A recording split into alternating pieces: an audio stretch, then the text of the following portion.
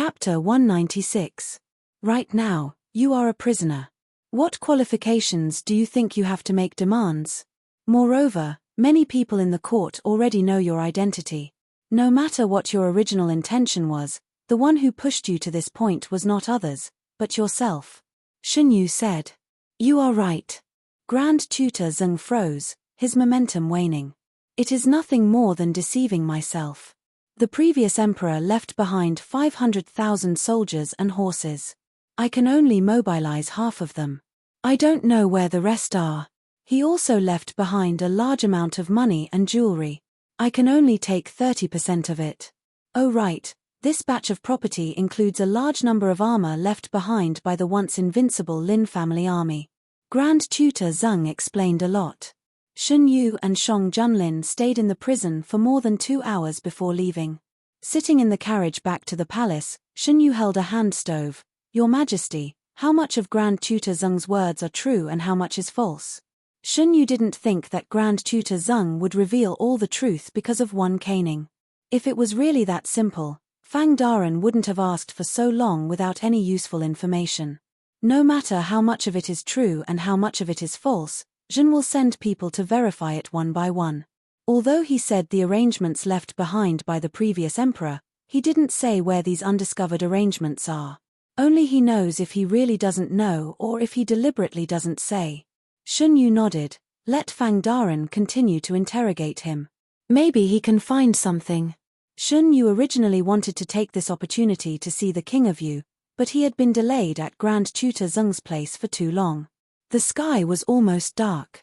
In addition, Shang Junlin didn't want him to see the King of You, so he didn't go.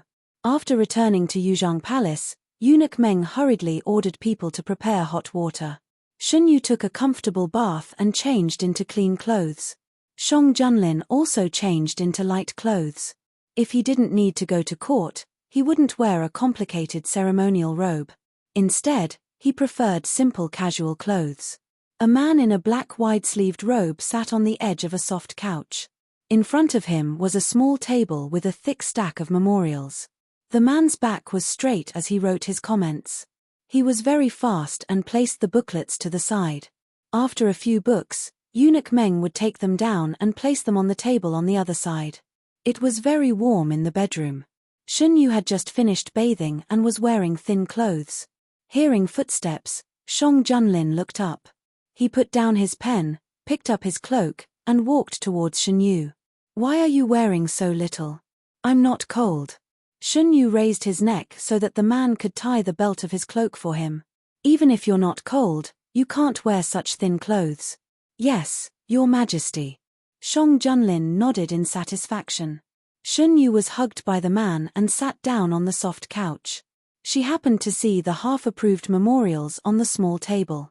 They were presented by the officials of Lin County.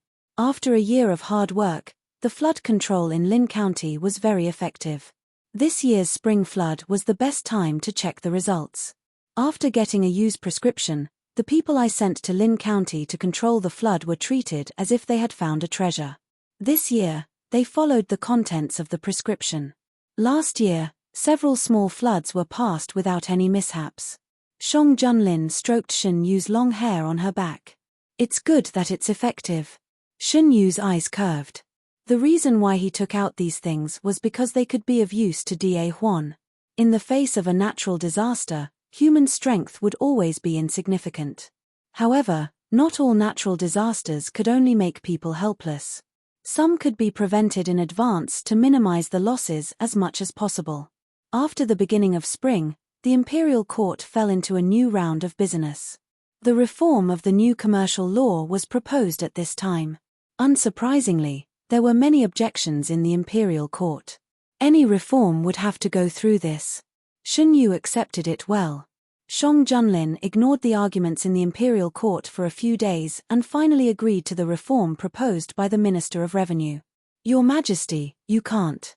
Compared to the previous dynasty, Da Huan already gives preferential treatment to merchants. We can't let them grow. The Minister of Revenue was dissatisfied. Have you carefully read the proposal I proposed? If you have carefully read it, you will never say such a thing. If you want to object, I welcome it. However, the reason for your objection must be substantial. Don't just think about it. The official did not carefully read the new commercial law proposed by the Minister of Revenue. He was speechless by the Minister of Revenue's words. Well, this matter will be handed over to the Minister of Revenue. Is there anything else to report? Shang Junlin's attitude was very clear. Since this matter had been decided, there was no need to talk nonsense. The first thing to do in the new year was to change the law regarding merchants. In fact, there were not many changes. For example, the son of a merchant could not enter the imperial court as an official. However, there were some additions. For example, Yang Zheng's previous actions of sponsoring the Ministry of Works to build roads and merchants from all over Subei had been approved by the imperial court. The imperial court would give them preferential treatment based on their contributions. After an entire winter, the stone tablet engraved with the contributions of the donors was carved. In the future, it would be placed in the most conspicuous place in the capital. It would be protected by a fence so that the common people could go and see it. The People's newspaper did a special report on this matter, including the change of the commercial law.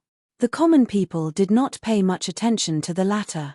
Their attention was focused on the former matter. The People's newspaper said that the stone tablet has been engraved. It will be displayed on the auspicious day chosen by the imperial astronomer. I saw it too. There are only 10 days left. I must go and see it then. I donated a lot of things. Thinking that my name will be engraved by the imperial court, I am so excited. Yes, we are just common people. Who would have thought that there would be a day like this? For a time, the common people's hot topic changed to the stone tablet that was about to be completed. They followed the disaster in Subei. Seeing that Subei, which they had contributed money and effort to, become better and better after the disaster, everyone felt satisfied. Who didn't want to be rewarded for their efforts? Although the reward wasn't anything substantial, it could give people a great sense of satisfaction. Oh right, today is the day that the Jing'an newspaper is published. Are you going to buy it? Of course, this newspaper is cheap. It even has a special section for literacy. Not to mention, I can barely understand some of it now. Me too. If you buy 10 copies of the newspaper, you can get a free literacy book. Including the one I buy tomorrow, I can get a book. My son is about to learn literacy. It will be useful. I never thought that I'd be literate one day. Maybe in the future, His Majesty will hold a big literacy program and every family will be literate. In the past, the common people didn't think much about literacy. Since the publication of the newspaper, they gradually felt the disadvantages of being illiterate. Now that there was a way to become literate and the price was not expensive, the common people who had some extra money were happy to learn. The Jing'an newspaper that the common people talked about was a newspaper jointly published by Shenyu's bookstore and the imperial court. It was cheap and published once every 10 days. Later, after discussion between Shenyu and Shang Junlin, they opened a special section in the newspaper. It was not big, but it would put some basic words for the purchasers to learn. The aristocratic ministers were busy with various things in the imperial court and didn't notice the changes in the common people. When they found out, the foundation had already been laid. Even if they were dissatisfied, they couldn't do anything. King Yu was dreaming again. He knew that he was dreaming because the development in the dream was completely different from reality. In the dream, all his plans were carried out smoothly. Under his plan, Shang Junlin's reputation was getting worse and worse. The most important thing was that Shun Yu didn't enter the palace. The one who entered the palace was Shun Qingran, the son of a concubine of Count Shunbei. From the beginning to the end, no one in the palace was conferred the title of nobility. In this dream, the person that Shun Yu fell in love with was him. The camp that he chose was also him. Shun Yu went back to his fief with him and took care of everything for him. Under the tyrannical rule of Shang Junlin, a steady stream of people came to seek refuge with him. They brought a lot of money and soldiers. In the dream, it was as if he had the help of God. Everything went smoothly. He saw Shang Junlin lose little by little. The imperial court's prestige collapsed, and his own power grew stronger and stronger. Time passed quickly in the dream. He saw a major flood in a neighboring county. He stepped forward bravely at the critical moment. He saw a plague break out in the south. He led people to get rid of the plague. The people gradually shifted to him. The northern bandits rebelled. Shang Junlin led troops to battle. He died in the last battle. Since then, the world was in chaos. He ascended the throne with the support of the people. Then he woke up from the dream. The night before his ascension, he was woken up by the jailer. For the next few days, he repeatedly had the same dream. Without exception, he woke up on the night before his ascension. At first, the dream was vague. Later, it became more and more real. It was so real that he couldn't help but wonder if things would develop like in his dream if Shen Yu didn't enter the palace. The jailer who was guarding King Yu realized that King Yu had started to speak nonsense. It was all disgraceful words. He did not dare to hide it and reported this matter. King Yu went crazy. People who don't know will think that we are abusing him. Shang Junlin listened to the report and sneered. Shen Yu sat on the side and fiddled with a chess record. The chess record was found in the Imperial Library. Seeing that Shen Yu was interested, Shang Junlin gave it to him. What did he do? Shen Yu put down the chess record and asked. Replying to Your Highness, the prisoner has been talking nonsense in the prison. He said. The Minister of Justice glanced at Shang Junlin and bravely continued, that he is about to ascend the throne. Your Majesty, please forgive me. This subject is just repeating, we didn't do anything.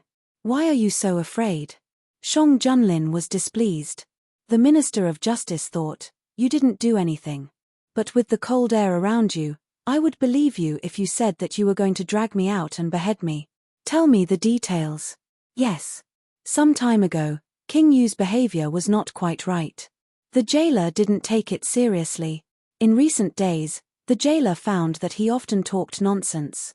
Something about the flood in Lin County, the plague in the south, the rebellion of the northern bandits. Finally, he said that he was the one who ended everything and that he should be the destined ruler of Da Huan. Shen Yu didn't take it seriously at first. The more he listened, the more he felt that something was wrong. A single incident could be a coincidence. What if everything was related to the previous life? His heart sank unconsciously. Was King Yu talking about the previous life? Was he also reborn? Your Highness, do you know why King Yu said such things? Shen Yu's hands slowly clenched by his side. It was because he was dreaming. I have confirmed that what King Yu said was in his dream. He seems to be unable to distinguish between dreams and reality. The Minister of Justice said. Did he dream of the previous life? Shen Yu fell silent.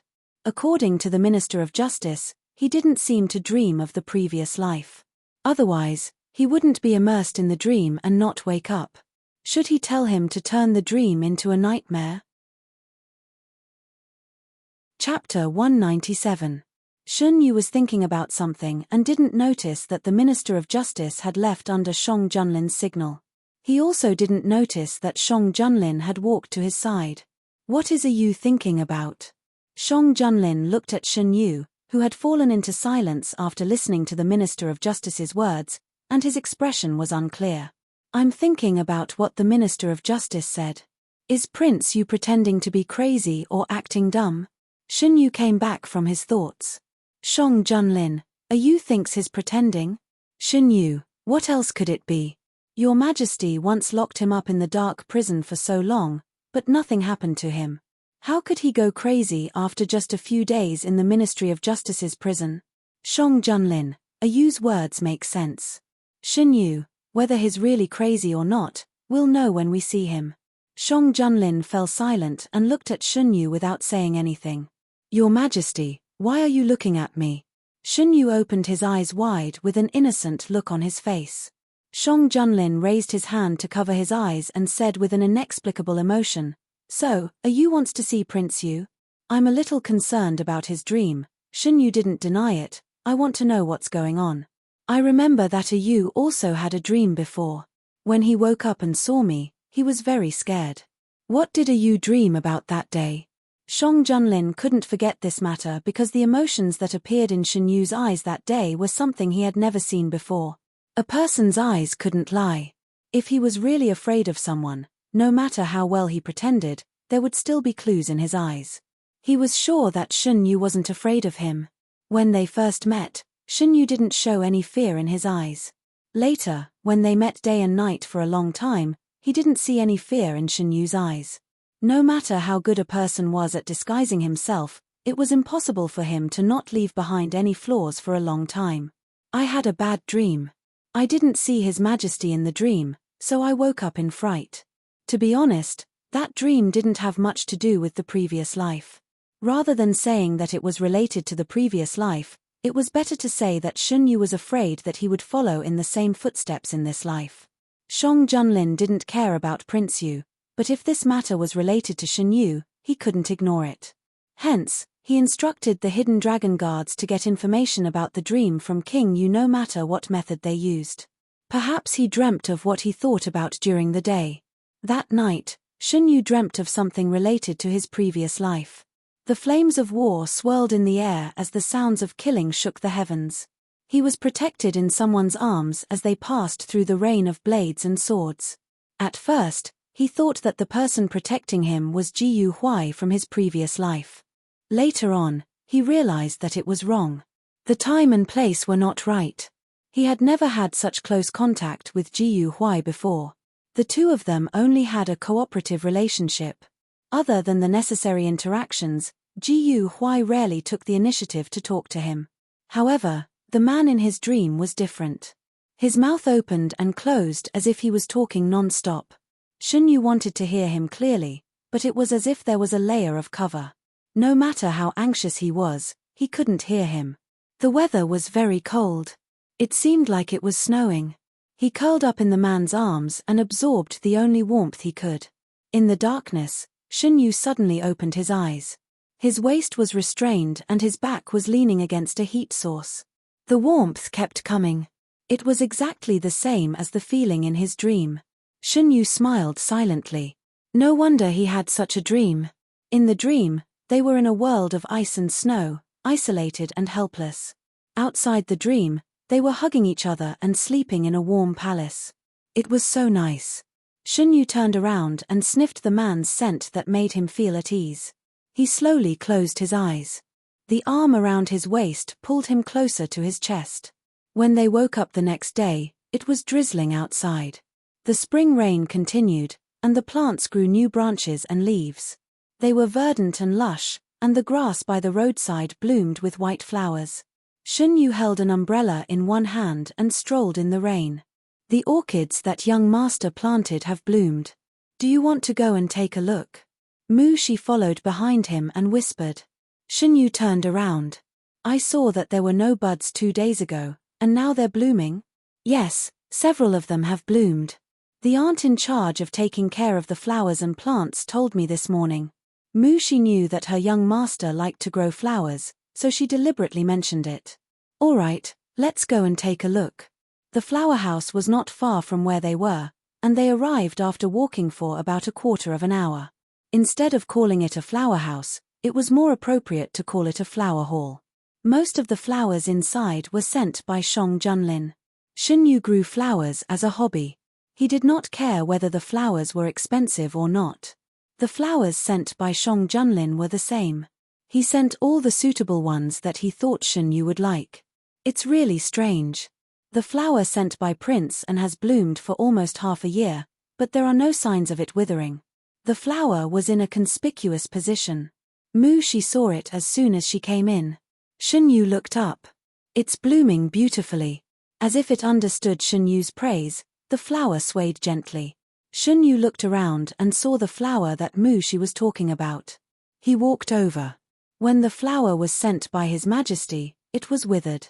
Look, young master, it's full of vitality now. The flowers in the flower house were carefully taken care of.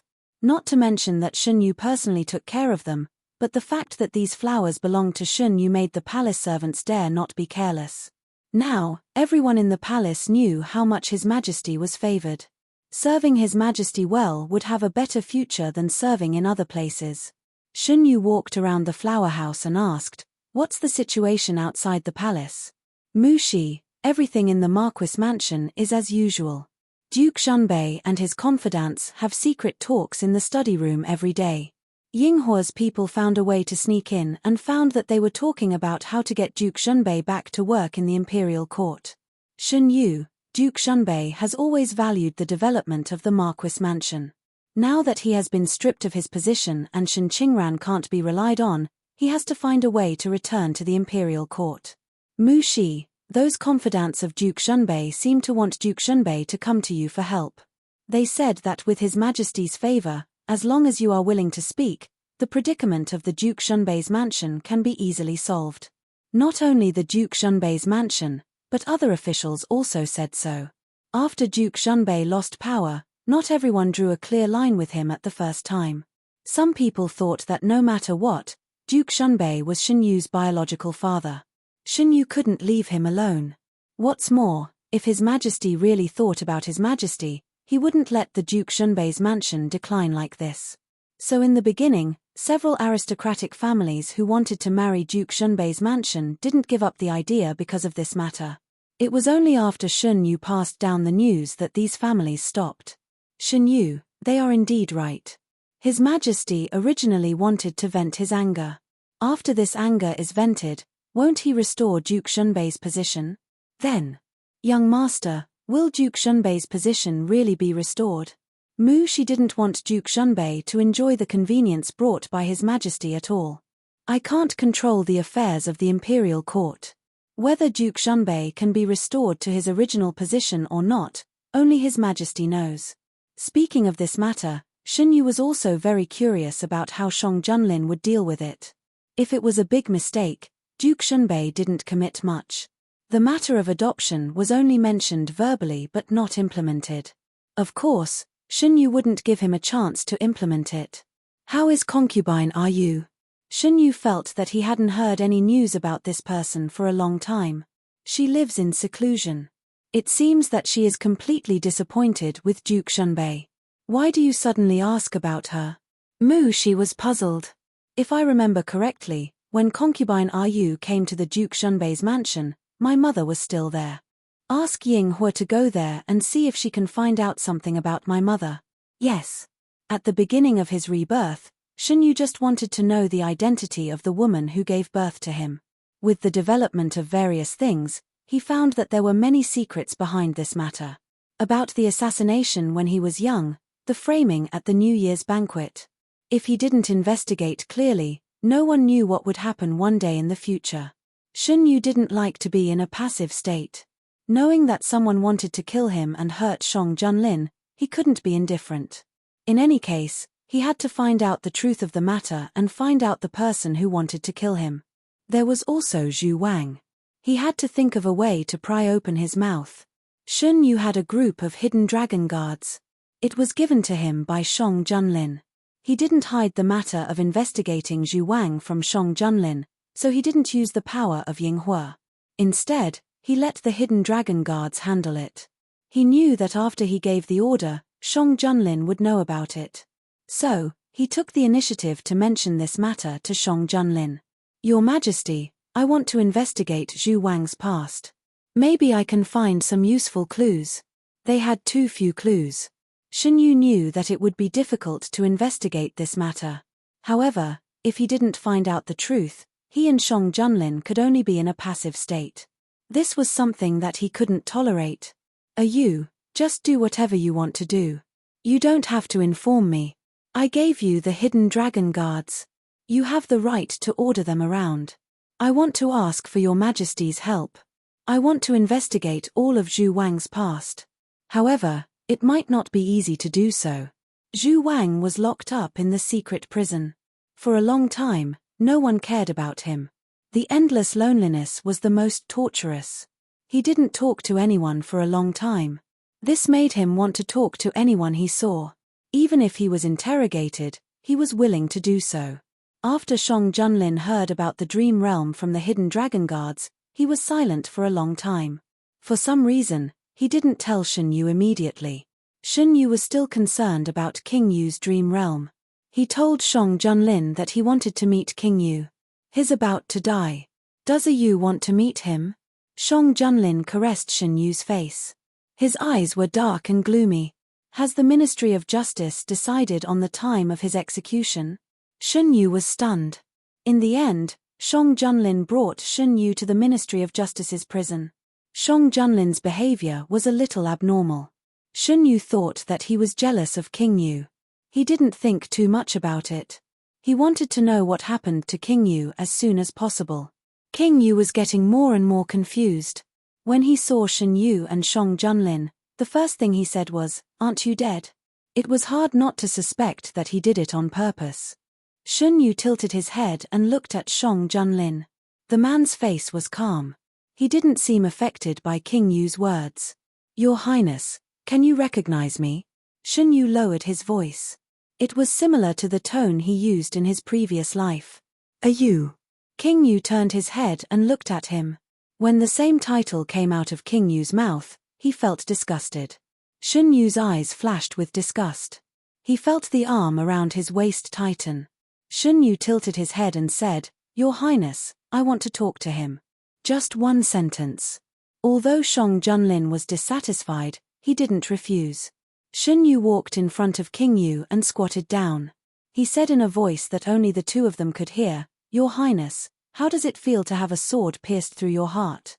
King Yu's blank expression was replaced by fear. No, King Yu died on the eve of his ascension. That was his real ending in his previous life. Chapter 198. The fog that had been covering his mind dispersed. King Yu finally remembered the last part of his dream.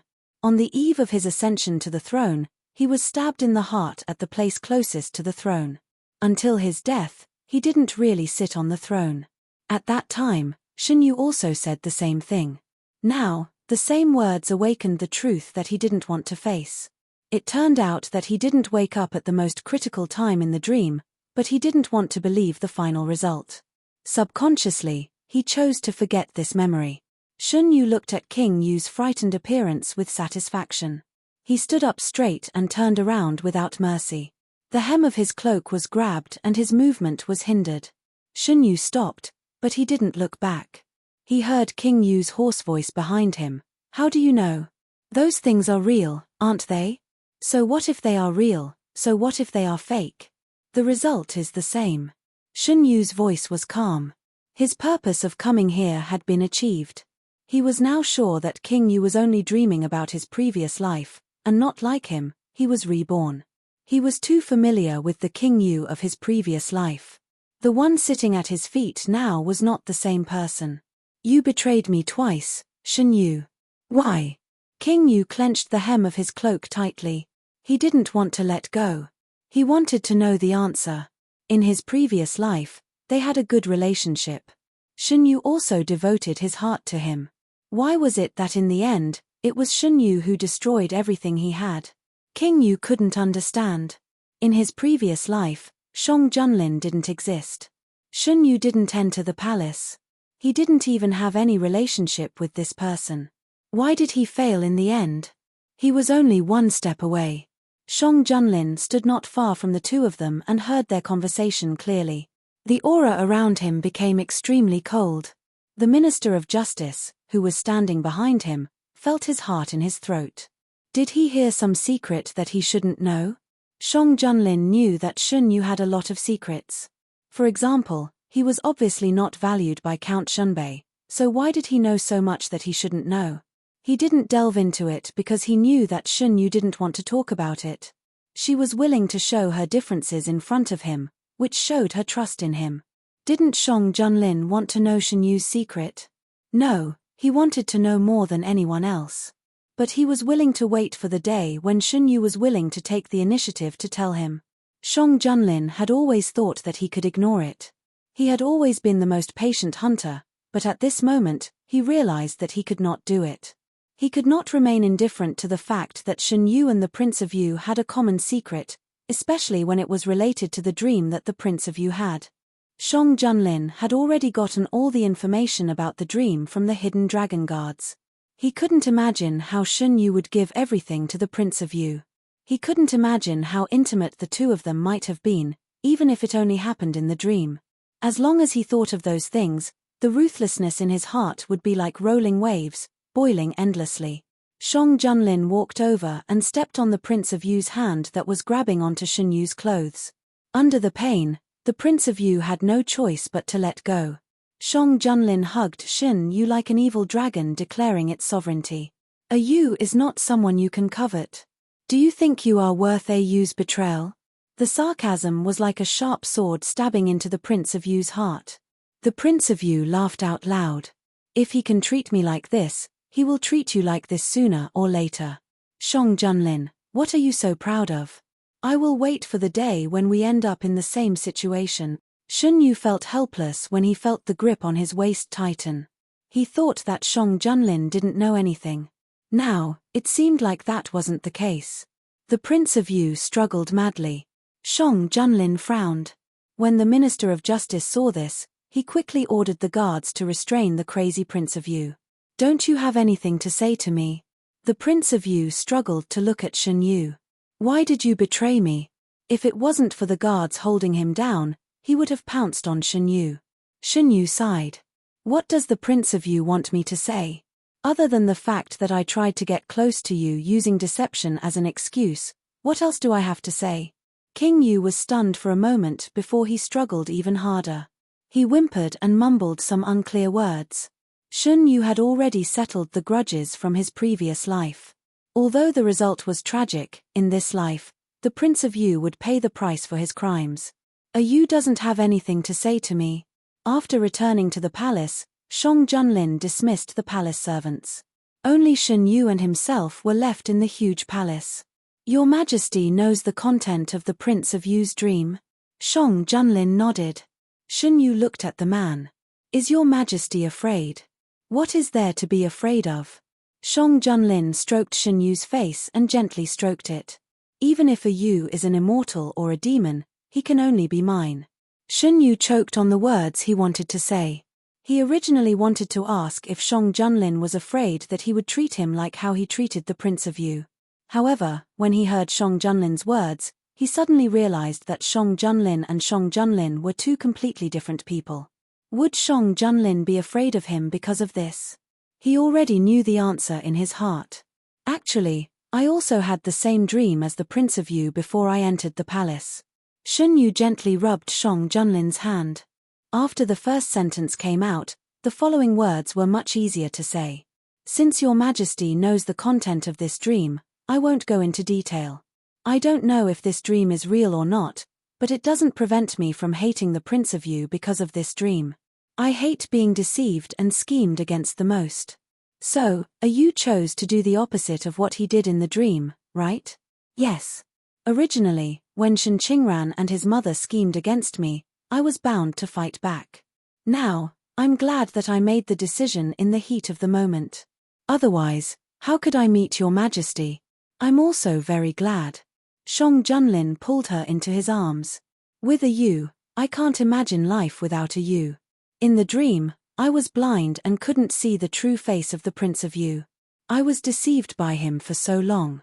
Shen Yu leaned into the man's arms and said in a muffled voice. What happened after that? What did a Yu say to the Prince of Yu that made him have such a big reaction? Shang Junlin gently patted Shen Yu's back. In a place where Shen Yu couldn't see, his eyes were dark. Of course, I shattered his dream. The Prince of Yu thought that he succeeded in ascending the throne in his dream. In fact, he didn't. I just let him know that whether it was in his dream or in reality, his ambition would be in vain in the end. Shang Junlin was an emperor himself. He knew how much he had to sacrifice in order to make the Prince of Yu's plan fail under such circumstances. His heart was split into two halves. Half of his heart was crazily jealous of the Prince of Yu in his dream. The other half was extremely distressed for Shen Yu's experience in his dream, even if it was just a dream. This caused Shang Junlin's actions at night to be particularly unpredictable. He switched back and forth between being rough and extremely gentle. Shen Yu was tormented quite badly. He kicked her, "Stay away from me."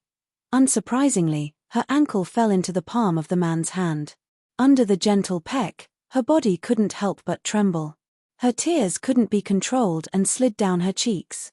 The man patiently kissed her away. His movements were extremely gentle, as if the storm just now was an illusion of Shen Yu. Indulging in the gentleness, Shen Yu's resistance became weaker and weaker. You can only be mine. The same sentence was repeated over and over again in Shen Yu's ears, as if it was imprinted into his bones. Tell me, who do you belong to? Shen Yu replied randomly, I am your majesty's. Yu is so obedient. The next day, when Shen Yu woke up, those words still lingered in his mind. It was as if a unique mark had been engraved in his mind, constantly reminding him that he only belonged to Shang Junlin. Thinking about what happened last night, Shen Yu's face became hot. A jealous man really shouldn't be provoked. Fortunately, Shang Junlin didn't continue to ask about the dream. Shen Yu lay on the bed and sighed as if his body was falling apart. At first, he considered whether or not he should take this opportunity to tell Shang Junlin about his rebirth. After hesitating for a while, he didn't say anything. He only said that he had the same dream as Prince Yu. He didn't know if Shang Junlin believed him or not. Rubbing his sore back, Shen Yu was glad that he didn't tell the truth. It was just a dream, but it made the man have such a big reaction. If he told him that it really happened, he would most likely die in bed. 2 days later, Shen Yu could barely get out of bed and walk normally. It was also the day to set the tombstone outside the palace. Shang Junlin agreed to take him to see it. The time to set the tombstone was calculated in advance by the imperial astronomer. In order to not miss it, Shen Yu deliberately got up early in the morning. Shang Junlin stood behind him and helped him tie up his hair. Why are you so enthusiastic? There was a trace of undetectable grievance in his tone. Shen Yu pretended that he didn't hear it and focused on choosing the clothes to wear later. The location was at East Street. Early in the morning, the people who got the news in advance put down their work and came to watch. High officials, noble people, rich people, and ordinary people came from all walks of life. Some small vendors who saw business opportunities moved their stalls here to do business. Because there were so many people, business was very good. Because the number of people who came to watch far exceeded expectations, the imperial government had to borrow people from the imperial guards to maintain order. The carriage reached the corner and couldn't move forward anymore. The imperial guards in charge of maintaining order knew the identity of the person sitting in the carriage and didn't dare to neglect. They took a detour to the center of the street. Who is in the carriage?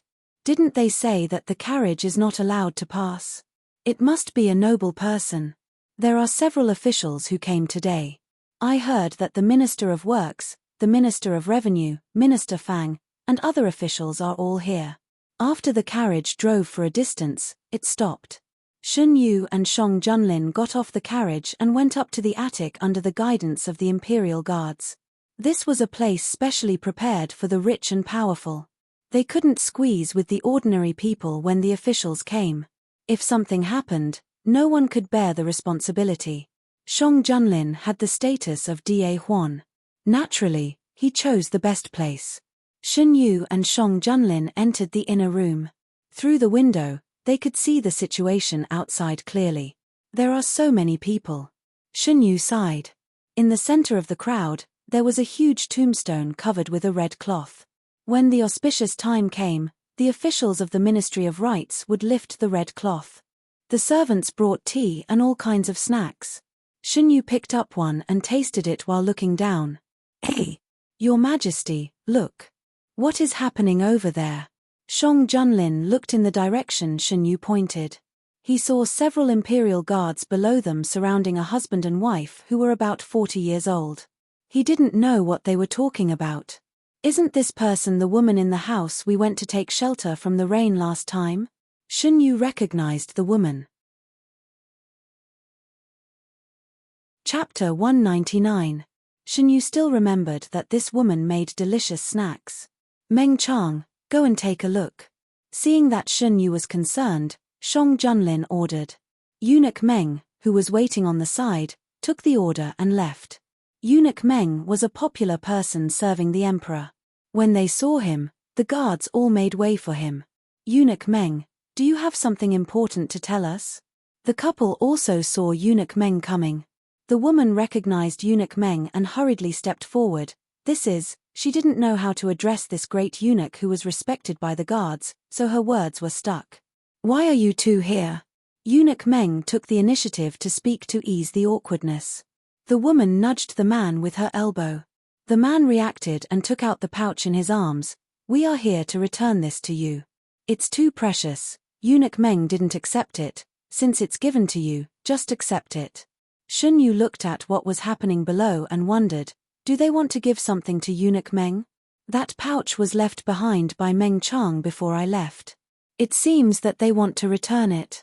People who practiced martial arts had good eyesight. In addition, the couple was standing not far from here, so Shang Junlin could see what the man was holding in his hand. Thinking that Eunuch Meng could handle this matter, Shun Yu stopped paying attention and turned to the center of the crowd. The crowd below was surging, and all kinds of discussions were incessant. I've been looking forward to it since the day I got the news. I finally waited until today.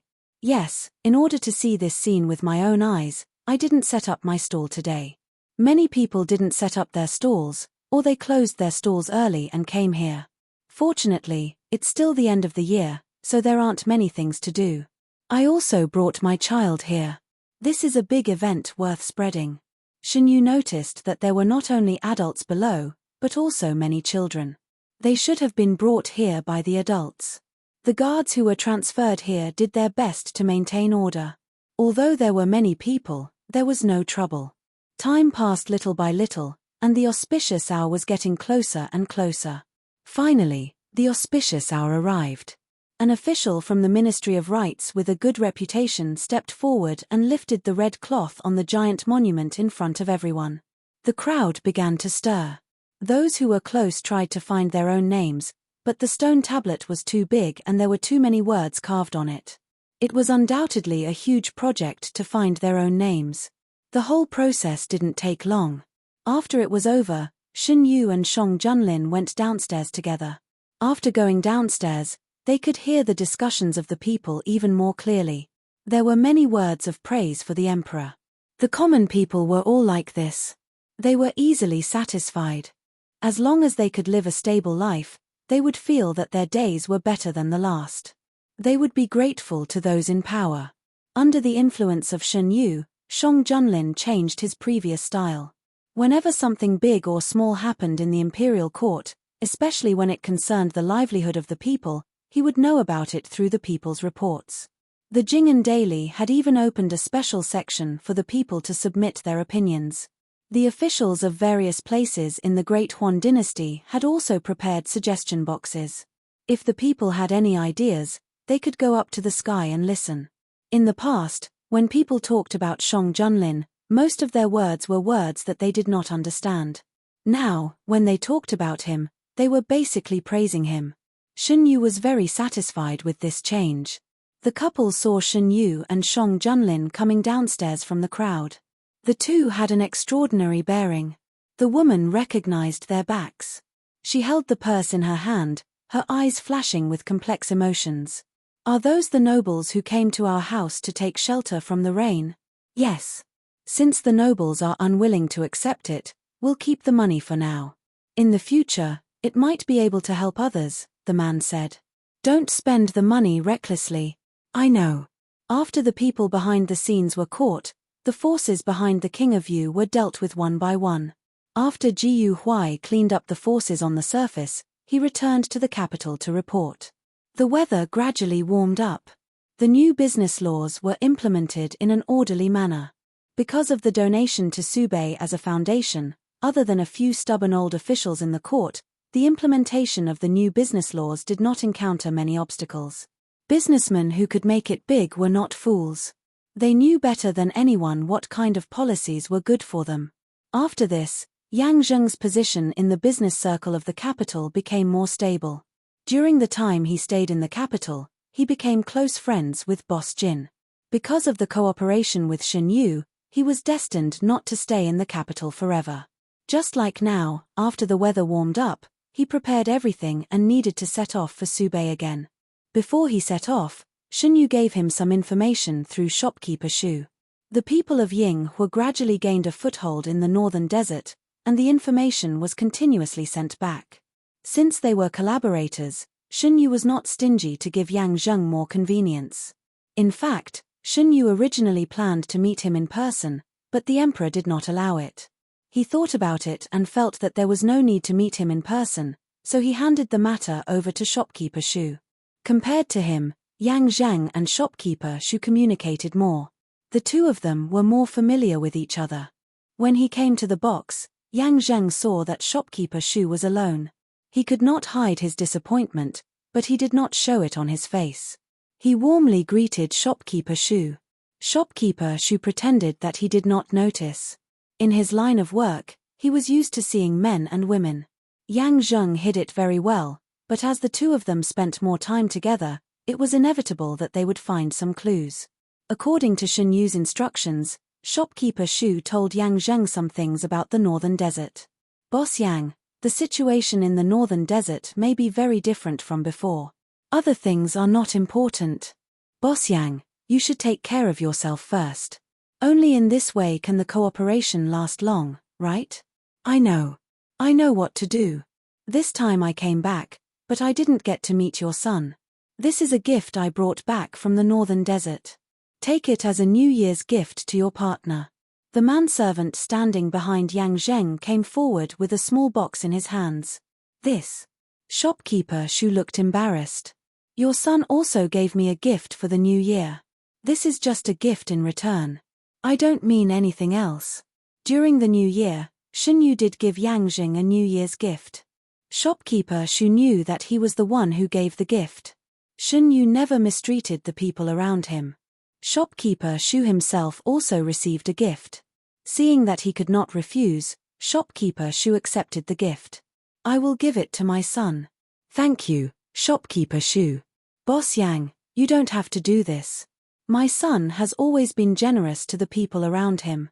During the new year, he always gives us gifts, I know.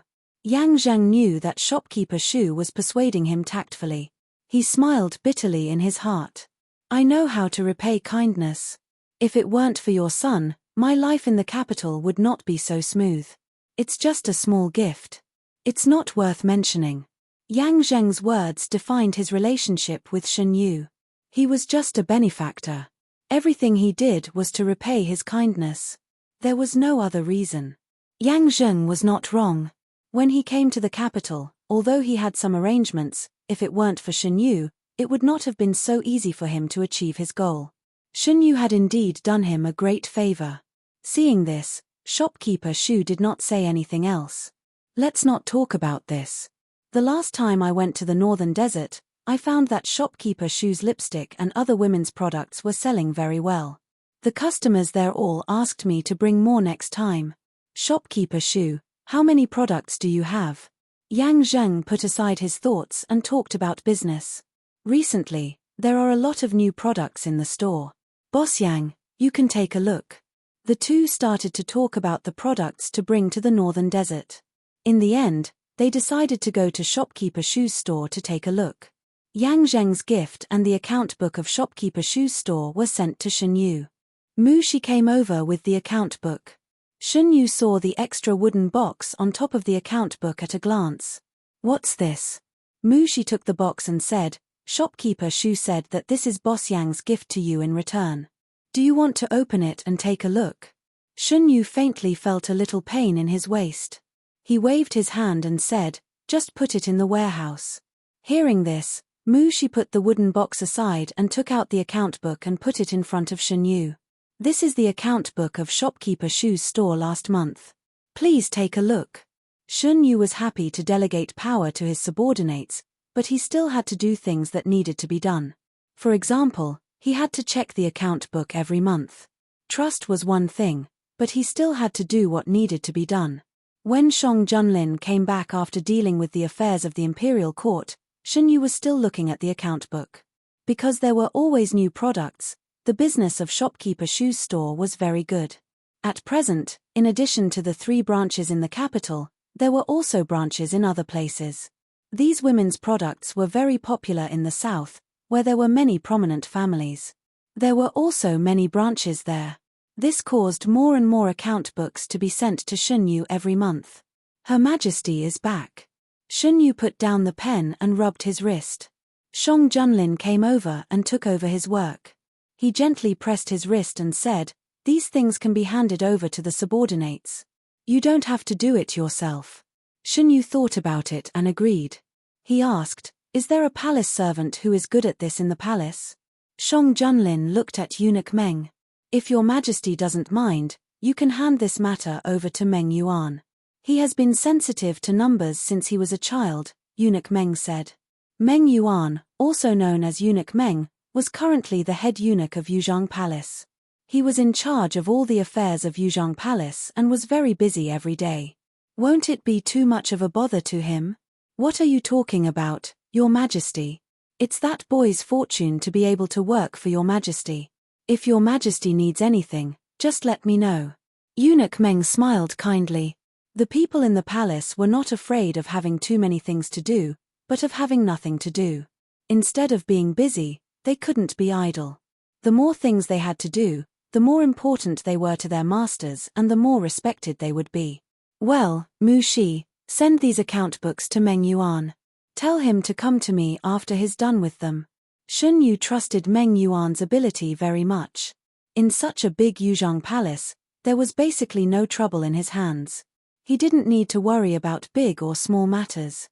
Mu Shi left with the account books in her arms. Shun Yu stood up and walked around the room twice. He had been sitting for too long and needed to move. Shang Junlin followed him around the room. "Today, the imperial court has set the time to execute Prince Yu." After a moment of silence, Shang Junlin suddenly spoke. "After delaying for so long, it should be set." "What about Grand Tutor Zeng? Has it been set as well?" Shang Junlin observed Shun Yu's expression. Seeing that there was no change in his expression, his mood became a little better. "Yes, it's been set as well." Shun Yu thought of the trap that the late emperor left for Shang Junlin and couldn't help but ask, "This matter has finally been settled. He's guilty of treason. If Your Majesty wants to kill him, no one will object, right? It's about his own life. Who would dare to stand up for him?" Shang Junlin stopped and tightened his grip on Shun Yu's wrist.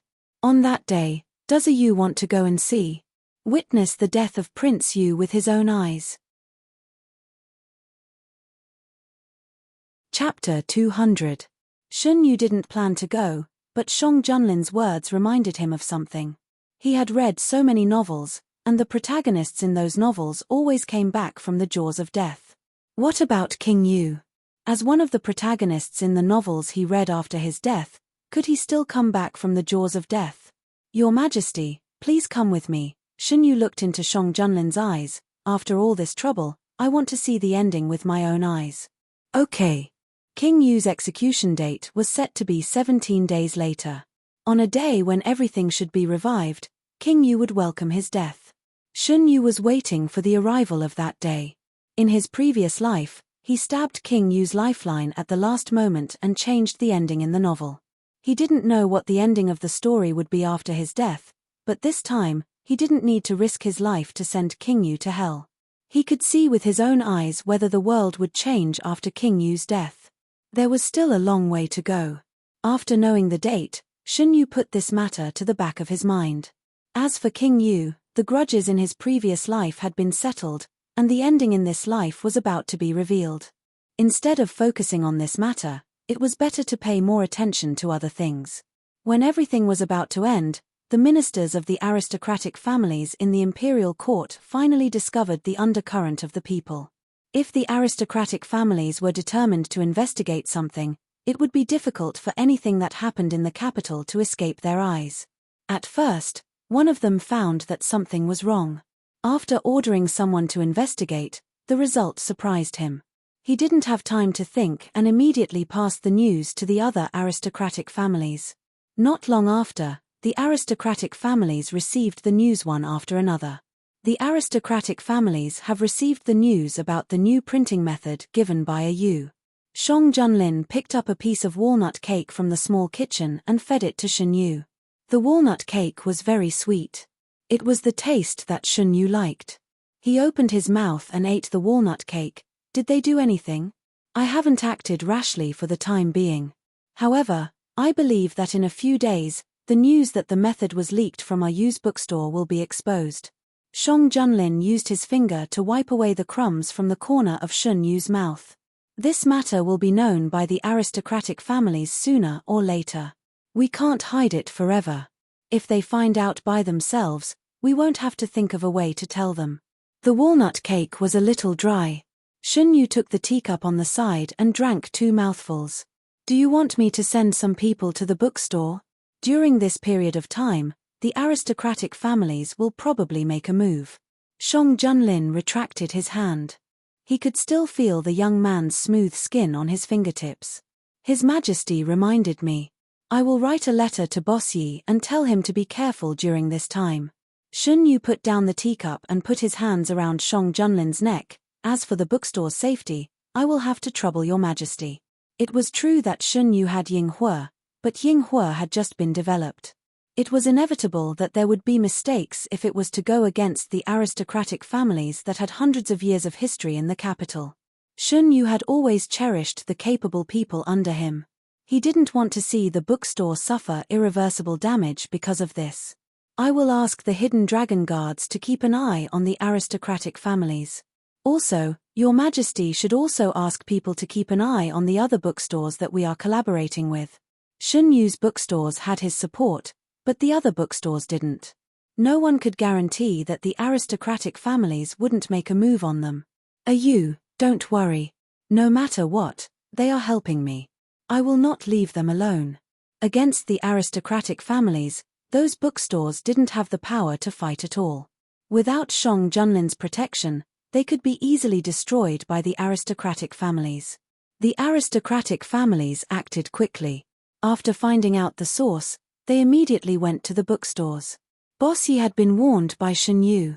He was already prepared for this. When the aristocratic families made a move, he reacted immediately. The people faintly felt the undercurrent under the calm surface. Overnight, a lot of people suddenly appeared to speak ill of the bookstores. The few bookstores that were the focus of attention happened to be the ones that they could afford to buy some books after the price was lowered. Because Jing Security News was organized in cooperation with the Imperial Court, the aristocratic families didn't dare to do too much in the first place. They always had to test the waters first to determine how far they could go.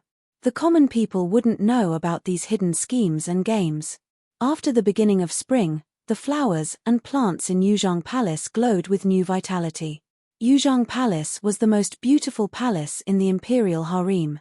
After Shun Yu moved in, Shang Junlin was keen on stuffing things inside. Now, Yuzhong Palace was more magnificent than before.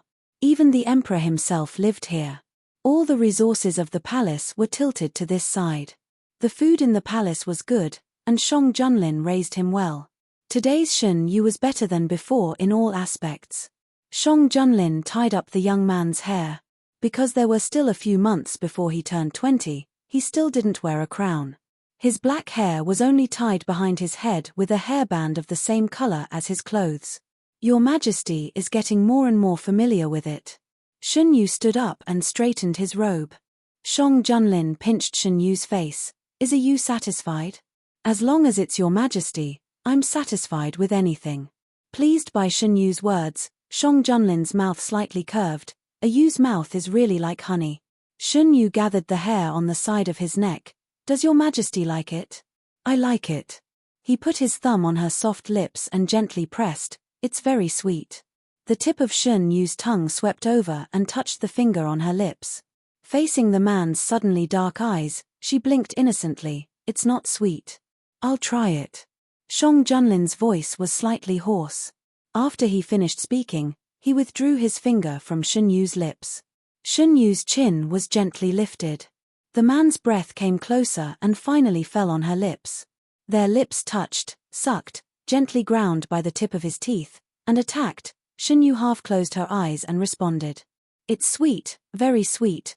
Shang Junlin's voice was vague as if it came through a thin fog. Shun Yu's body went soft. Her whole body weight was supported by the man's arm. Her fingers subconsciously wanted to grab something, and she clenched the cloth under her hand.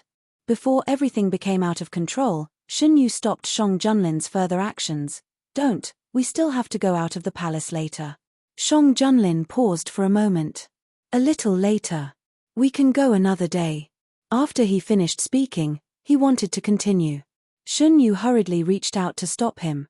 Boss Yi is still waiting outside the palace. It's not good to let him wait for too long. Shang Junlin irritably made a TSK sound and let go of Shun Yu. Why now? Shun Yu hurriedly withdrew from the man's arms and tidied up her clothes. Her hair was also a little messy. After the two of them tied it up, Eunuch Meng dared to call for the meal. During the meal, Shang Junlin thought of something and suddenly said, "Directly call him into the palace." "He won't go out of the palace today." Shun Yu looked up with chopsticks in her mouth. "What's wrong?" "It's convenient to meet people in the palace. After meeting him, I'll ask the people from the clothing bureau to come over. Yu has grown taller, so she needs to make new clothes." Shun Yu didn't think much about whether she could leave the palace or not. She nodded and said, "Your Majesty, it's up to you." After the meal, the two of them took a walk in the small garden. This matter almost became their daily routine. Every time after the meal, Shang Junlin would take them out for a walk. Your Majesty, Boss Yi has arrived at Yuzhang Palace." Eunuch Meng walked over to the two of them and said. When Shun Yu and Shang Junlin returned, Boss Yi was already waiting in the hall. Seeing the two of them, Boss Yi respectfully saluted. "This commoner greets Your Majesty, Your Majesty. No need to be so polite. I asked you to come here today to ask about the situation outside. If the bookstore encounters any difficulties, you can ask someone to tell me. I will solve it. The bookstore is fine for the time being. At the beginning, Your Majesty asked us to cooperate with the Imperial Court to set up Jing'an newspaper. At this time, it has become a protective umbrella.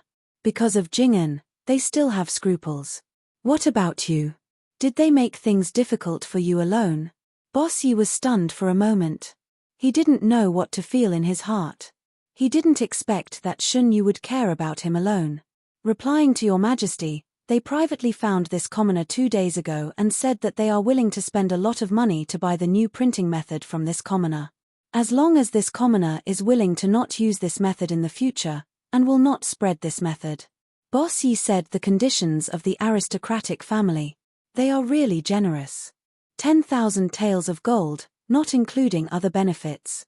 Shang Junlin coldly sneered. The atmosphere in the hall was getting colder and colder. Shun Yu held Shang Junlin's hand and squeezed it. "You continue. The benefits were given. What about the threats? What did they use to coerce you?" The aristocratic family had always been domineering. Shun Yu didn't think that they would only give benefits and not say a word about threats. "Use the bookstore. They said that if I don't know what's good for me, there's no need for this bookstore to continue." When he was threatened, Boss Yi was angry. Now that he was asked by Shun Yu, he didn't have much emotion in his heart. They dared to say such words. They shouldn't know that the person behind you is me. If they knew the existence of Shun Yu, they would be able to guess that the person behind him was Shang Junlin. At that time, what they would do was not just to threaten Boss Yi, the bookstore's owner. There was no movement in the Imperial Court, which meant that they didn't know that Shang Junlin was behind this matter. However, it couldn't be hidden for a few days. As long as they started to attack the bookstore, they would find that this bone was not so easy to chew. After understanding the situation, Boss Yi was secretly sent out of the palace. Shun Yu had many shops outside, but few people knew that the real owner of these shops was him. This bookstore was taken over by Shun Yu. During the process of taking over, he didn't show up.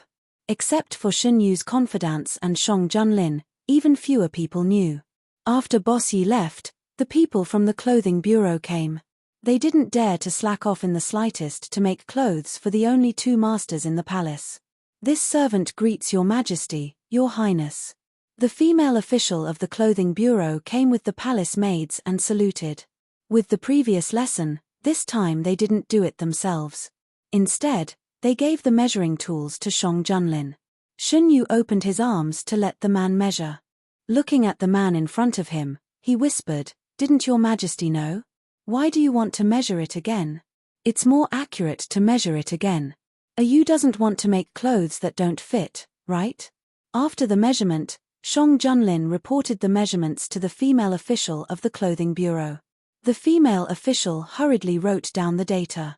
Your Majesty, the clothes you asked the clothing bureau to make last time are ready.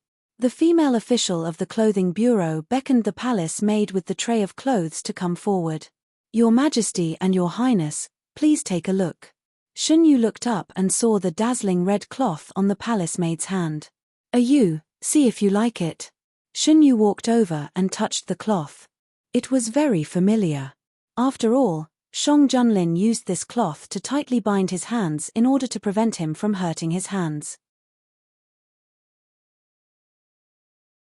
Chapter 201. Shunyu put his fingers into the cloth and found that it was translucent. The red silk from last time was long and was folded several times, so he didn't notice this. No wonder Shang Junlin said that he could only wear it for him. The single layer of fabric felt softer and softer to the touch, like clouds stacked together. It could be touched, but it also gave off a feeling of unfathomable mystery. The people from the clothing bureau left the clothes behind and left. Shang Junlin naturally wouldn't let Shunyu wear this kind of translucent clothes in front of so many palace servants. Try it on for me tonight, okay? Shang Junlin hugged Shunyu from behind and whispered in his ear. The man's voice was low and magnetic, with an indescribable sense of seduction. His hot breath sprayed on Shunyu's sensitive ear. His earlobe was gradually dyed red, like a ripe fruit, tempting to be picked. Shang Junlin stretched out the tip of his tongue and gently slid it over. Shunyu's body trembled, and even his voice was trembling. Your Majesty. The earlobe was sucked into his hot and moist mouth, and the tip of his teeth gently rubbed over the ripe fruit, as if he could absorb the rich flesh of the fruit. Shunyu clenched the clothes in his hand, and the complicated black robe instantly had a few more wrinkles. The earlobe was released, and the sucking kisses fell on the side of the neck, which was one of the man's favorite places and was often the focus of attention. Shunyu couldn't break free, so he could only let the man thoroughly bully him. Fortunately, the man didn't intend to go all the way. He just hugged and kissed and nibbled as much as he wanted, leaving a lot of marks. Shunyu touched the side of his neck, and the feeling just now still remained. Just a gentle touch was enough to make him tremble. Shunyu gave up and withdrew his hand, thinking that he probably couldn't see anyone during this time. Why does Your Majesty always like to leave marks on my body? Shunyu complained. I have to find a way to cover it when I go out. Winter was actually not that bad. Shunyu definitely had to wear a cloak when he went out. He had a lot of cloaks with fur collars, so no one would see anything after he put them on. Shang Junlin looked at the marks he left behind with an infatuated expression. If it weren't for Shunyu's prohibition, he would have left his mark on the young man's body at all times. You can also leave a U for me. Shang Junlin's voice was filled with lust, and his voice was deeper than usual. Shunyu couldn't stand this sound because he heard it most of the time when he was in bed. After a long time, it could easily arouse his body. Shunyu felt restless in his body. He picked up the cup beside him and drank a cup of cold water. That's Shen's cup, Shang Junlin said slowly. I don't mind drinking from Your Majesty's cup. Does Your Majesty dislike me? Shunyu regained his calmness and was no longer in a situation where he was suppressed. Doesn't you know best whether I dislike you or not? Shang Junlin's ambiguous gaze fell on Shunyu. It was like a fire that wanted to ignite the person being stared at. Shunyu couldn't sit still under his gaze. He walked over and covered Shang Junlin's eyes. I know Your Majesty doesn't dislike me. Didn't Your Majesty want me to try on clothes for you to see? When I'm in a good mood, I'll wear them for Your Majesty to see. Of course, Shang Junlin didn't dislike him. Shunyu knew this better than anyone else. After all, there were many things that he was unwilling to do for Shang Junlin, but Shang Junlin did it for him without any psychological burden. Of course, it would be even better if Shang Junlin didn't kiss him after doing those things. Although every time, under Shunyu's strong request, Shang Junlin would rinse his mouth before kissing him. Thinking of this, Shunyu's face became even hotter. What is you thinking? Why is your face so red? The crimson color spread on his jade-like snow-white skin little by little, like peach blossoms blooming in spring. It was too beautiful to behold. Shang Junlin's tongue lightly touched the roof of his mouth. He felt that he shouldn't let Shen Yu off so easily. Seeing that the atmosphere was getting more and more romantic, Shen Yu didn't want to spend the whole afternoon and night in bed, so he tried to change the topic. Does your Majesty have any clues about the other forces left by the late Emperor? They executed Prince Yu and Grand Tutor Zhang because they knew that they couldn't get any useful information from these two people. Since they were useless, there was no need to keep them alive.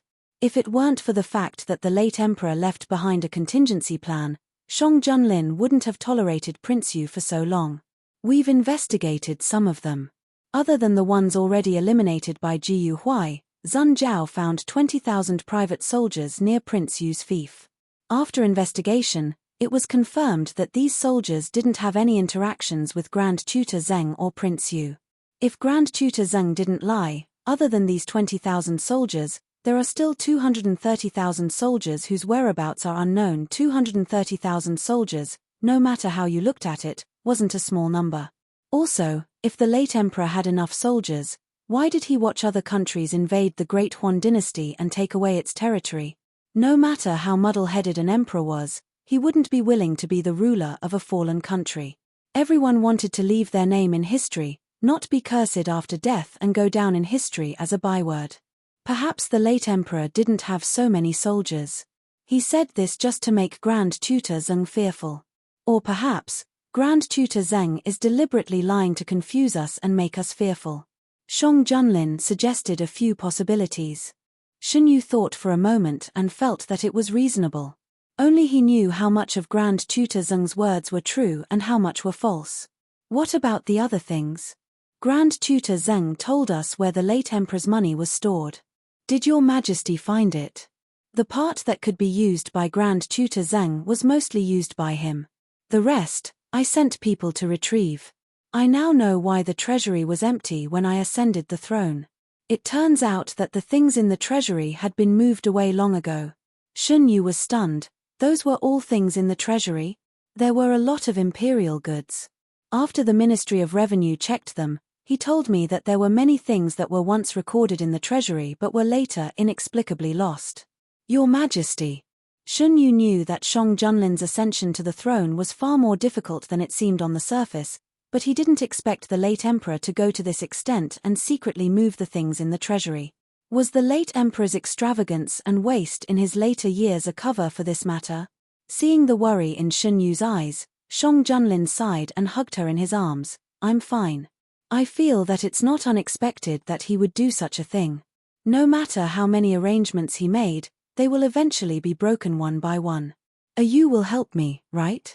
Shen Yu leaned in the man's arms and nodded gently. In a place where Shen Yu couldn't see, Shang Junlin's mouth curved up. His Yu was the most soft-hearted. He didn't care about what the late emperor did, but he cared about Shen Yu. If Yu could be more soft-hearted towards him because of the late emperor's matter and be more reluctant to leave him, it would be best. Because the remaining half wasn't found, this matter wasn't made public for the time being. Grand Tutor Zheng gave a lot of things, and Shang Junlin sent a special official to handle each of them. If the information was verified to be true, then it would be dealt with accordingly. After Ji Yu Huai completed his task and returned to the capital, he didn't get a promotion, but the imperial court gave him the general's mansion, which was located in a bustling area of the capital. The previous owner of this mansion was the once prominent Lin family. The Lin family had been generals for generations and had made outstanding contributions to the Great Huan Kingdom. If the late emperor didn't listen to slanderous words, the Lin family wouldn't have ended up in such a miserable state. After the Lin family was defeated, the military strength of the Great Huan Kingdom declined sharply, and no one could resist the foreign enemy. Facing the invasion of other countries, the imperial court didn't do anything and was powerless to do anything. Congratulations, General Ji Yu. After the court, the officials wanted to be on good terms with Ji Yu Huai, a rising star.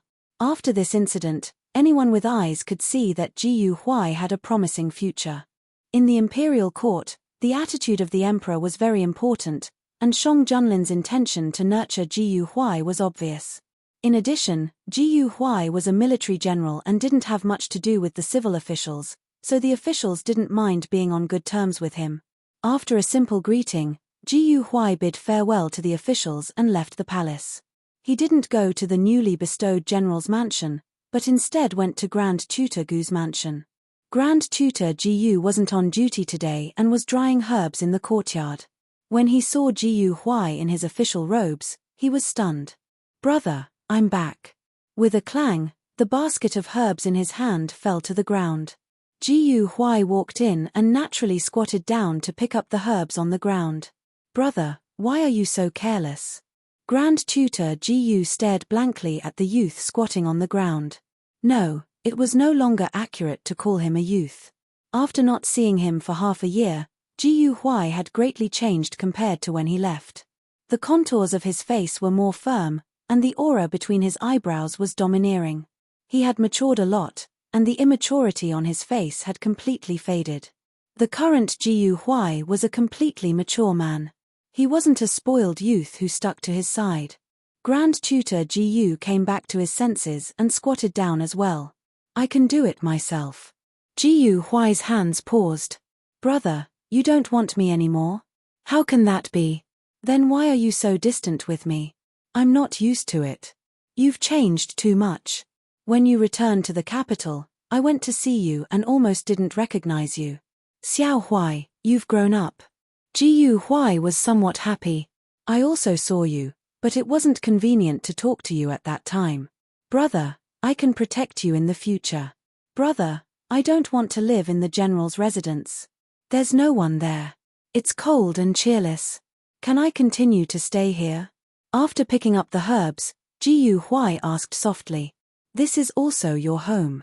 Of course you can stay here if you want." When the youth was here, he didn't feel the constant chatter by his ear. After the youth left, Grand Tutor Jiyu suddenly realized how cold and cheerless it was to live alone. Now that he heard that Jiyu Huai wanted to stay, his heart was filled with joy. Some officials who wanted to be on good terms with Jiyu Huai came to visit. When they found out that Jiyu Huai wasn't living in the general's residence, but in the same place as his elder brother, they sighed inwardly. It was basically impossible to keep a secret in the imperial court. In just a few days, Shang Junlin also learned of this news. That brat Jiyu Huai didn't want to live in the residence I gave him. He insisted on squeezing in with Grand Tutor Jiyu. If he hadn't asked for this residence himself, I would have suspected that he wasn't satisfied with the residence I gave him. Did he ask for the Lin residence himself? I thought that your majesty casually gave it to him. Shen Yu was surprised. The Lin family's situation is special. I've kept this residence until now. In fact, I plan to keep it forever. I never thought of giving it away. Shang Junlin always had a special feeling towards the Lin family. Shen Yu searched his memory and found information about the Lin family. Before the Lin family declined, they were famous. Shang Junlin's first place in the army seemed to be under the Lin family. Why did your majesty change your mind and give away the residence? Shen Yu thought of a possibility. Is Jiyu Huai related to the Lin family? Chapter 202. He may be the last descendant of the Lin family in this world, Shang Junlin said. About the Lin family. Shen Yu had heard about the Lin family. The Lin family was a loyal family, but because the previous emperor was muddle-headed and listened to the traitors, the whole family was slaughtered. Even the babies in their swaddling clothes were not spared. Many ministers who tried to plead for mercy for the Lin family were implicated. They were either demoted or dismissed. There were even some old ministers who resigned in anger and retreated to the mountains. The treacherous officials used this incident to eliminate dissidents. It was after this incident that the imperial court was almost controlled by the treacherous officials. There were many strange things in the past, but no one dared to mention it. I believe that your majesty can deal with these remaining problems. Shen Yu rubbed Shang Junlin's shoulder. You have so much confidence in me. Shen Yu nodded. In his previous life, no one cared about these innocent souls who died in vain. In this life, the opportunity was in front of him. He should clear their names. Why is Yu so concerned about so many things? Shang Junlin lifted a strand of the young man's hair and played with it in his hand. Because I want Da Huan to become better and better under your Majesty's rule. Is it because of me? Yes, your Majesty is my husband. I hope that when my husband is mentioned by others, it is only words of praise. Shang Junlin's heart was moved. He always thought that Shen Yu took out all kinds of things and made all kinds of plans because he cared about the common people and was born with compassion. Now, Shen Yu told him that he did all this only because of him. Shang Junlin hugged Shen Yu tightly. He never cared about being a good emperor. His original intention of taking the throne was because if it was someone else who sat on the throne, he would die. Everyone wanted him to die, but he did not. He not only wanted to live well, but also to stand at the top. Yu hoped that he would be a good emperor, and he would do it. He would let everyone talk about them in the future with envy and praise. He would give his Yu the best in the world. In the blink of an eye, it was the day of King Yu's execution. Shen Yu and Shang Junlin changed into casual clothes and left the palace. Eunuch Meng was already used to his two masters leaving the palace from time to time, so he was familiar with taking care of everything. The streets were bustling with noise and excitement. The commoners had been worried about such a big matter for a long time. Now that the dust had settled and the leader of the rebel army and the mastermind had been arrested and were about to be executed, the commoners all came to watch. Shen Qingran was mixed in the crowd. He was at a loss. He had nothing now. His last escape route had almost become his life-taking talisman. Did he transmigrate just to witness how Shen Yu's life was going smoothly? Shang Junlin didn't take Shen Yu directly to the place where the execution would take place. Instead, he chose a tea house where he could see what was going on there. The crowd below was surging, and there was a lot of discussion. Shen Yu watched the Prince of Yu being escorted to the execution platform. He couldn't tell what he was feeling in his heart. He seemed to be thinking about a lot of things, but also seemed to be thinking about nothing at all. Shen Yu's hand on the table was held. He raised his eyes and said, "Your Majesty, if you don't want to watch, let's go back to the palace." In fact, this tea house was quite far from the place where the execution would take place. Even if they watched, they could only see the general situation. Shang Junlin didn't want Shen Yu to see a bloody scene. Before leaving the palace, he asked again and again. It was Shen Yu who wanted to come here. "I'm fine." Shen Yu shook his head. He came here to confirm the death of the Prince of Yu. He also wanted to confirm whether the plot in this life really jumped out of the story. Seeing that he insisted, Shang Junlin held his hand tightly and didn't say anything else. On the execution platform, it was rare for the Prince of Yu to be completely sober. He was very clear about what kind of ending was waiting for him. That day in the prison, Shen Yu's words broke all his fantasies. He didn't know how Shen Yu knew the content of his dream. But after that sentence, every time he fell into a dream, he would dream of the scene of being stabbed in the heart by the young man. It was as if the young man wanted to make up for every previous dream. Every day after that, as long as he fell asleep, he would dream of the scene he didn't want to see the most. He experienced the process of his death over and over again. The dream was so clear that it completely restored every moment. The process of being stabbed in the heart and waiting for death was repeated over and over again. The Prince of Yu almost went crazy. He was held down by the guards. He turned his head and looked at a certain place. His eyes narrowed. He saw a very familiar figure. It was too familiar. It was so familiar that it appeared again and again in the nightmare. Shen Yu. He couldn't help but chuckle. He reached the peak because of this person, but it was also because of this person that he was sent to hell at the highest point. Whether in the dream or in reality, he failed miserably because of this person. It was like a joke. In the afternoon, Shen Yu's eyes were blinded by the glaring sunlight. When he opened his eyes again, everything was already over. The Prince of Yu was dead.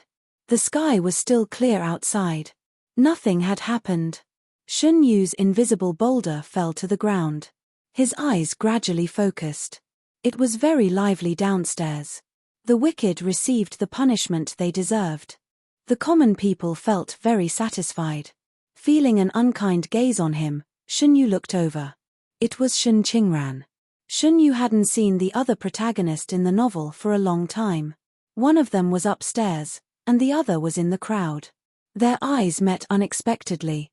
Shun Qingran was the first to move his eyes away. Shun Yu retracted his gaze. He picked up the teacup and took a sip.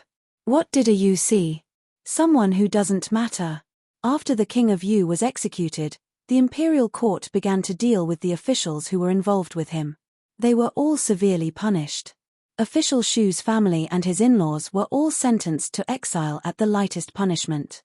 Shang Junlin's punishment was very heavy. As it involved rebellion, no one dared to say anything. After a period of time, the place where the executions were carried out was filled with the smell of blood. This was not a strange thing for the common people in the capital.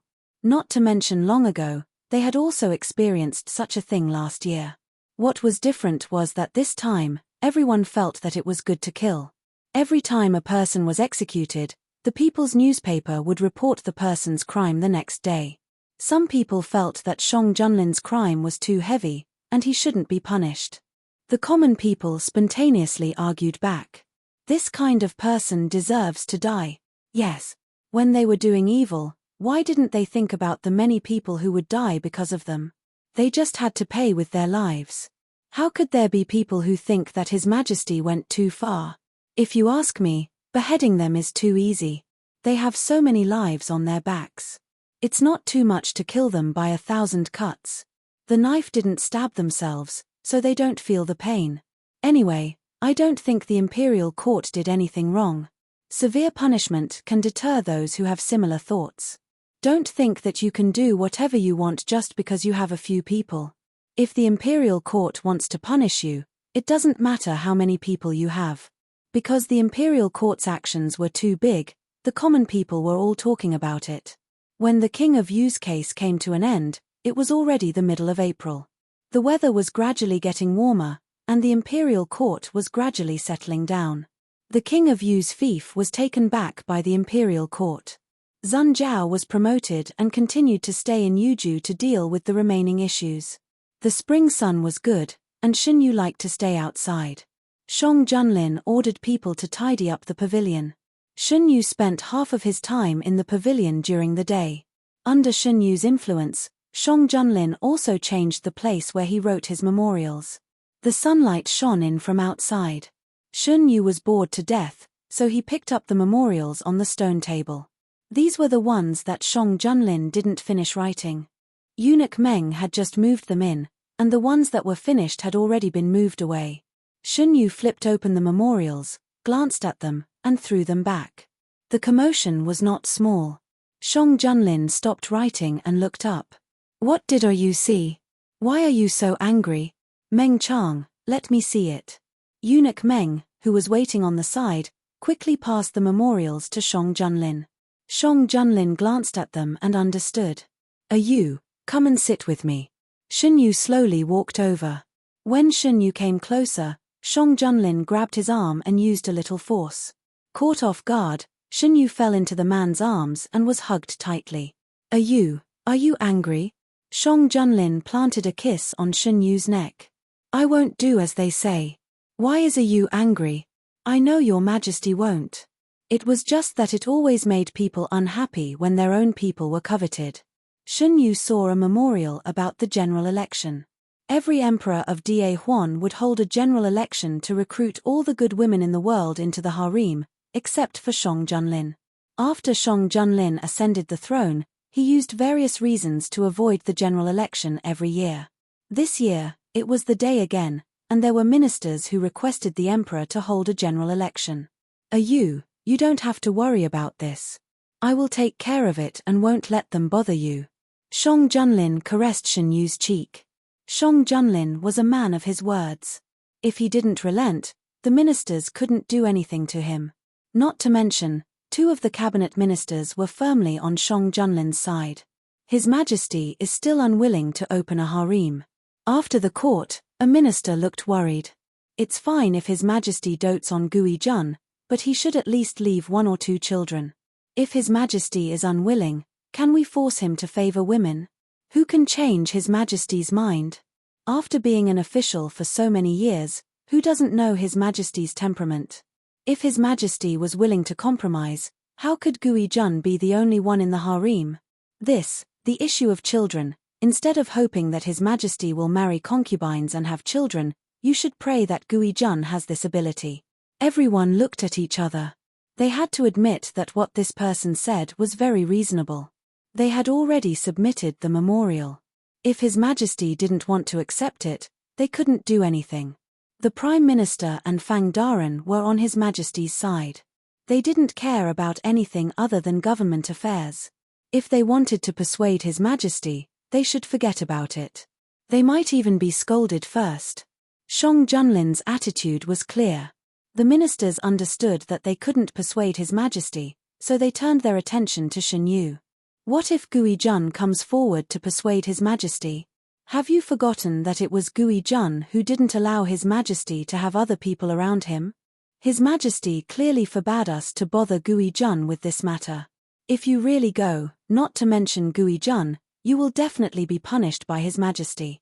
Before they could discuss and come up with a plan for this matter, another matter came crashing down on them.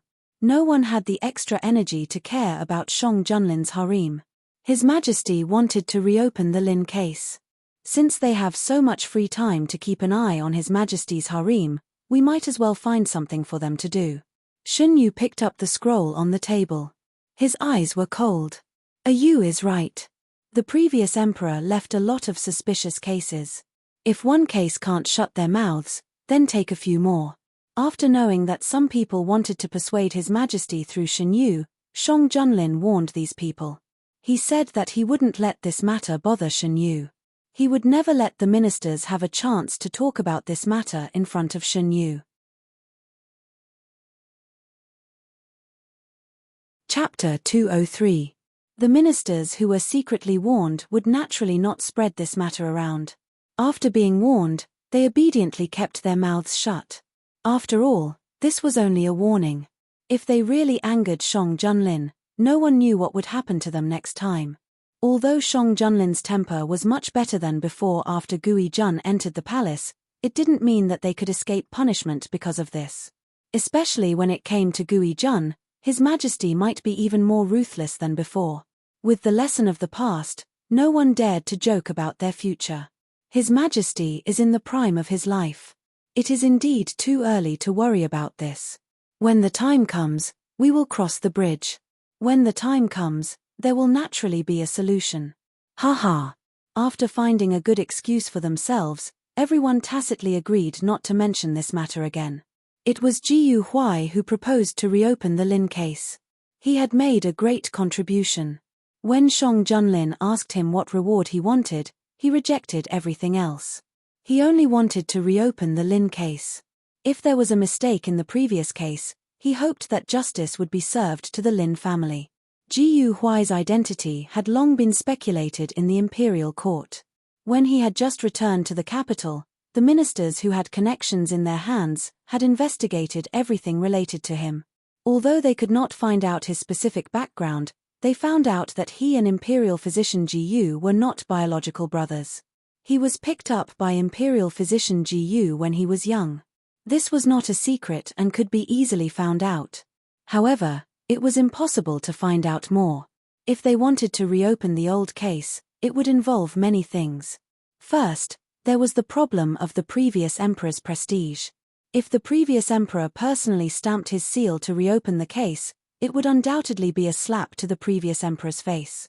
Second, there were too many victims and beneficiaries at that time. If the case could really be reopened, there would be a lot of trouble to deal with in the future. As for the first problem, the ministers knew that Shang Junlin did not care at all. If he cared, he would not have led the army directly into the palace and used force to obtain the position. After the court, the ministers gathered together. Do you think that His Majesty knows about this matter? About General Jiyu? He should know about it. Before this, I couldn't figure out why His Majesty was willing to put someone who came out of nowhere in an important position.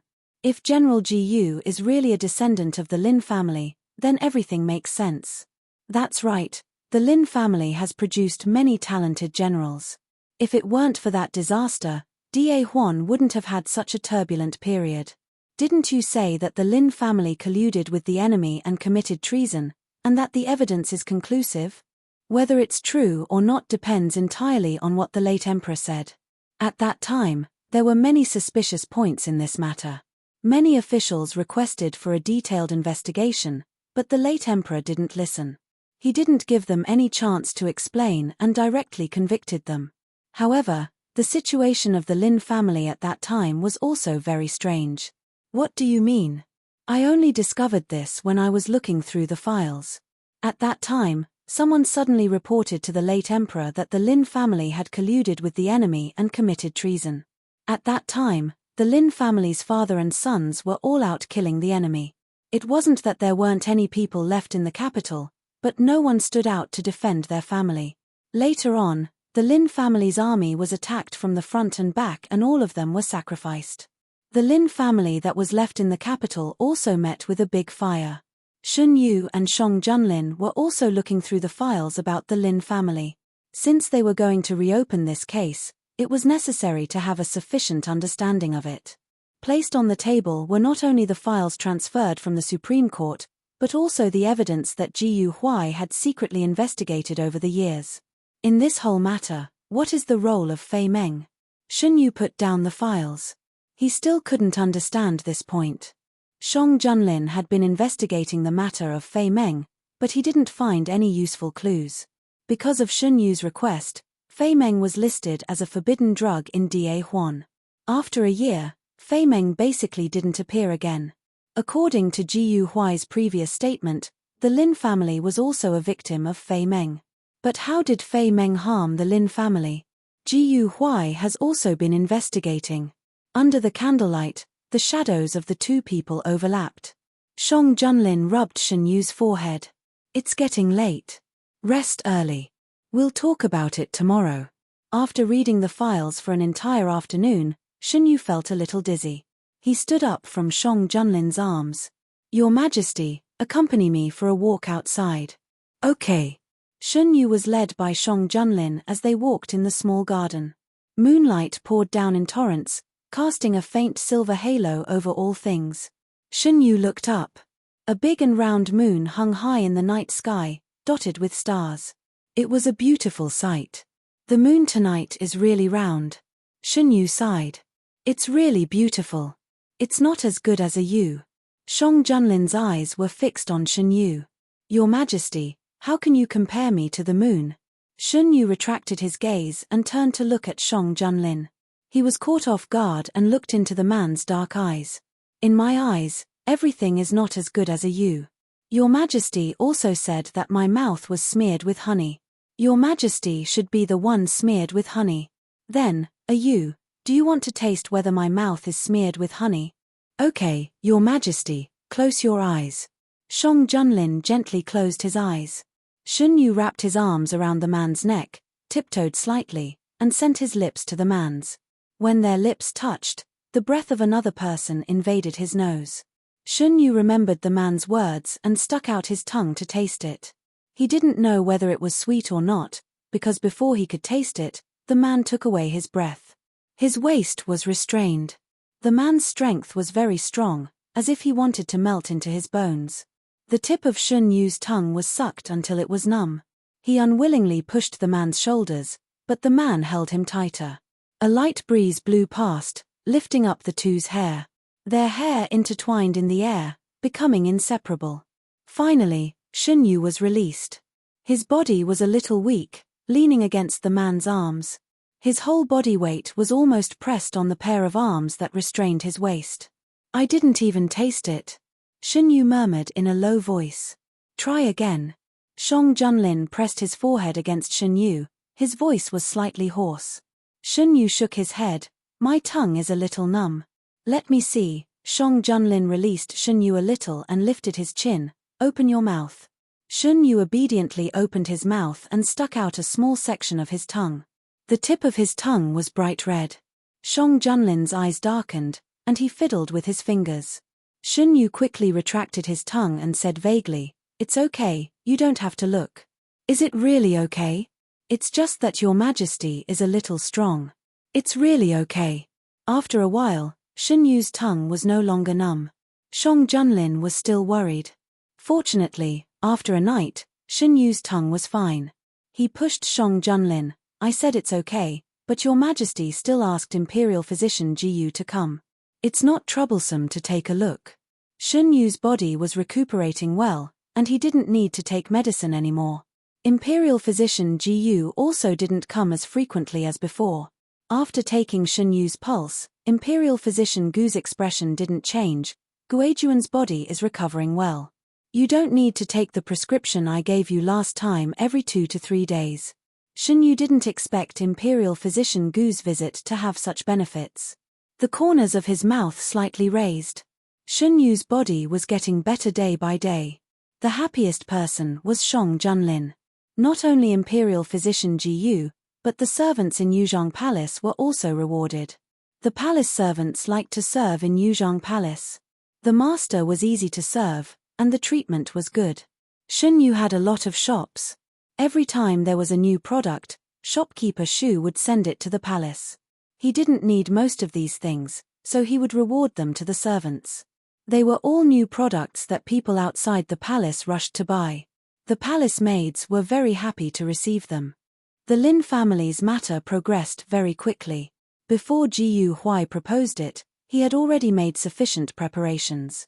If he didn't have sufficient evidence in his hands, he wouldn't have rashly proposed it. The emperor ordered a retrial of the case. No matter what the ministers thought, they had to do what they had to do. They had to look through the files and re-examine the witnesses. After so many years, even if Ji Yu Huai had enough evidence in his hands, it wouldn't be so easy to re-examine the case. This matter was handed over to Fang Jun. The Supreme Court assisted from the side. Fang Jun was from the Supreme Court, so he didn't need to work with his former colleagues again. Every day, new developments were sent to the palace. Many people knew that there was something fishy about the Lin family. However, the previous emperor was determined to convict the Lin family. Even if they knew, it was useless. Those who pleaded for mercy or raised objections were either demoted or removed from their positions. Some even lost their lives because of it. A new emperor brings in new officials. The officials that were left in the court today were all selected later. Fang Jun could barely be considered one of those who had experienced the previous emperor's reign.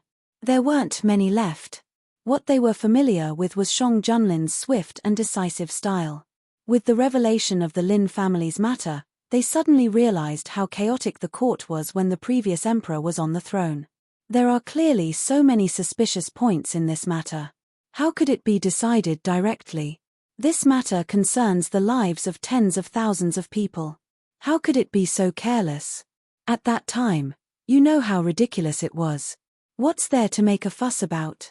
So that's why there weren't many objections when His Majesty ascended the throne? Keep your voice down. Walls have ears, but that's not necessarily the case. His Majesty is the only legitimate son of the princes, so it's only natural that he should take over this position. Furthermore, it was His Majesty who resolved the crisis of the Great Huan dynasty and saved the people from disaster. Logically speaking, this position should belong to His Majesty. His Majesty reversed the verdict for the Lin family because he didn't want the loyal souls to be wronged. Regarding this matter, many officials who knew the inside story had complicated feelings. In the early years, they thought that His Majesty had no scruples. Now, it seemed that it wasn't that His Majesty didn't care. He was just waiting for the best opportunity. Otherwise, why would he choose Ji Yu Huai, who was determined to reverse the verdict for the Lin family? His Majesty had the hidden dragon guards. They didn't believe that His Majesty didn't know this person's background before he chose him. Shen Yu and Shang Junlin didn't know what the officials were thinking. After the matter was handed down, Shang Junlin didn't waste any more time on this matter. After the matter with the King of Yu was settled, Shang Junlin was free for the time being. He planned to take Shen Yu out of the palace for 2 days. Last year, because of an accident, he didn't go out with Shen Yu. This year, Shang Junlin planned to take Shen Yu out again. Shen Yu was trying on clothes. The weather was getting warmer. Shen Yu took off the thick winter clothes and changed into thin spring clothes. Because he had grown taller, the clothes he wore last year were a little small. The clothing bureau rushed to make new clothes overnight. The new clothes followed the style that Shen Yu always liked. It was simple and comfortable. His black hair was tied up with a hairband of the same color. When Shen Yu finished changing, Shang Junlin had already changed into casual clothes. Are you going out of the palace today? Shen Yu looked at Shang Junlin and asked. Shang Junlin would only change into clothes without dragon embroidery when he was going out of the palace. Recently, there is a polo match outside the palace. Do you want to go and watch? Polo was a popular sport in Dahuan. Shen Yu didn't play much due to his physical limitations. Will His Majesty play? Shen Yu wasn't interested in watching others play. However, it was different if His Majesty played.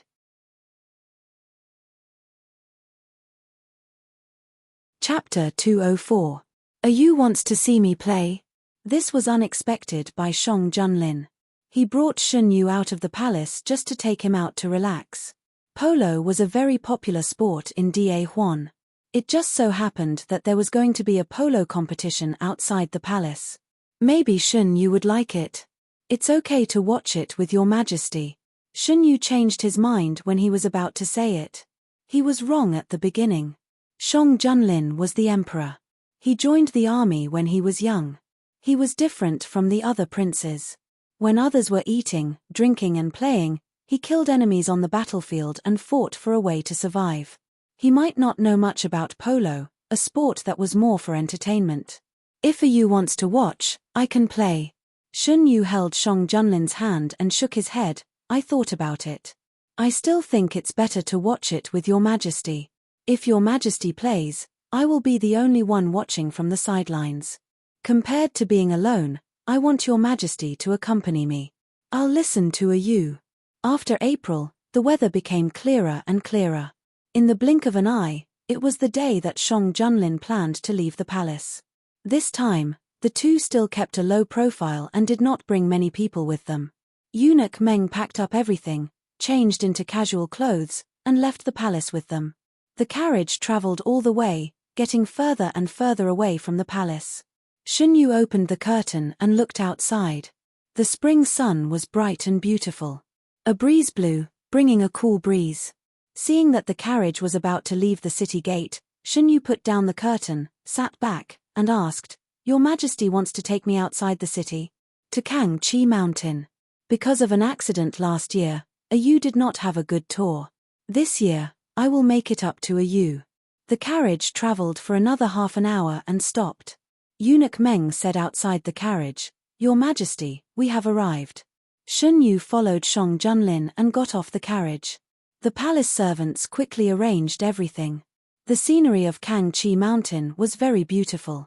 As far as the eye could see, it was lush green with all kinds of flowers blooming. Occasionally, colorful butterflies would fly over and stop on the petals.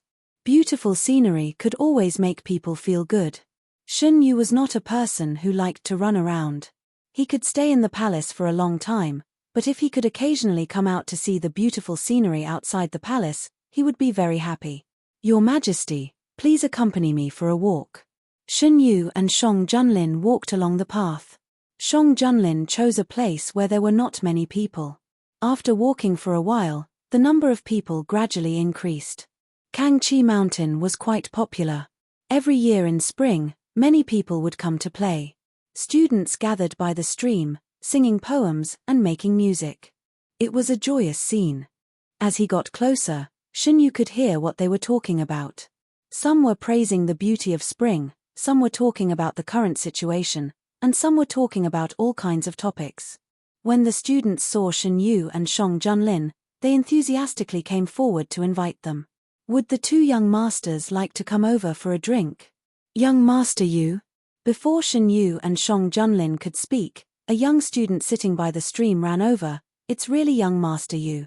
When we parted, my companions and I wanted to invite the two of you to have a chat, but we couldn't find you.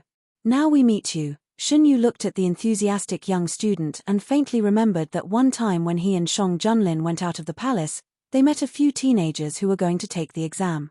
This student was one of them. Feeling the low pressure from the people around him, Shen Yu declined the invitation. The young student felt regretful, but he didn't insist. He cupped his hands and said, In that case, we will meet again next time. Shun Yu pulled Shang Junlin and continued to walk forward. As they walked, he said, "Your Majesty, were you angry just now?" "I'm not." Shun Yu stopped, and Shang Junlin also stopped. Shun Yu turned to look at Shang Junlin. The man's face was calm. He really didn't look angry, but Shun Yu didn't forget that when the student came over to talk, the man's arm on his waist suddenly tightened. "Since Your Majesty isn't angry, let's go back and meet with them. It's fate that we met." Shun Yu turned around and walked back. His wrist was pulled. Shun Yu raised his eyebrows. "Your Majesty?" "I won't allow it." Shang Junlin pursed his lips. "Whatever a Yu wants to do, I will accompany a Yu." Shun Yu was just teasing him. He didn't really intend to go back. Hearing this, he stopped walking. "So, anything is okay?" "Anything is okay." Shun Yu nodded. He held Shang Junlin's hand and continued to walk forward. The last time he came back, Shun Yu didn't have the chance to walk around this place because he was induced to fall ill. This time, since he was here, he must walk around to his heart's content. "Is that the place where the polo match is held?" Shun Yu pointed to a place. The terrain there was flat. The horses were walking around leisurely. The people standing at the side were wearing clothes of 2 different colors. They whispered a few words from time to time. "Yes, the match will start tomorrow morning," Shang Junlin replied. "Are we going to stay here for a night?" "Your Majesty, what about tomorrow's morning court?" "Tomorrow is a break. There's no need to go to court." Since Shang Junlin had dealt with these problems, Shun Yu didn't need to worry anymore. After walking for half a day, Shun Yu was a little tired. There was still some distance to walk back. Shun Yu looked at the sky and pulled Shang Junlin's sleeve. The man stopped. "What's wrong?" "I'm so tired, Your Majesty. Let me carry you back." Shang Junlin stretched out his hand. Shun Yu hurriedly reached out to stop him. "It's such a long way." "Isn't Your Majesty tired?" "How can I be tired carrying a Yu?" Shang Junlin's tone was calm. Shun Yu observed for a while and found that after walking for so long, Shang Junlin's expression was exactly the same as before. There was also no change in his breathing.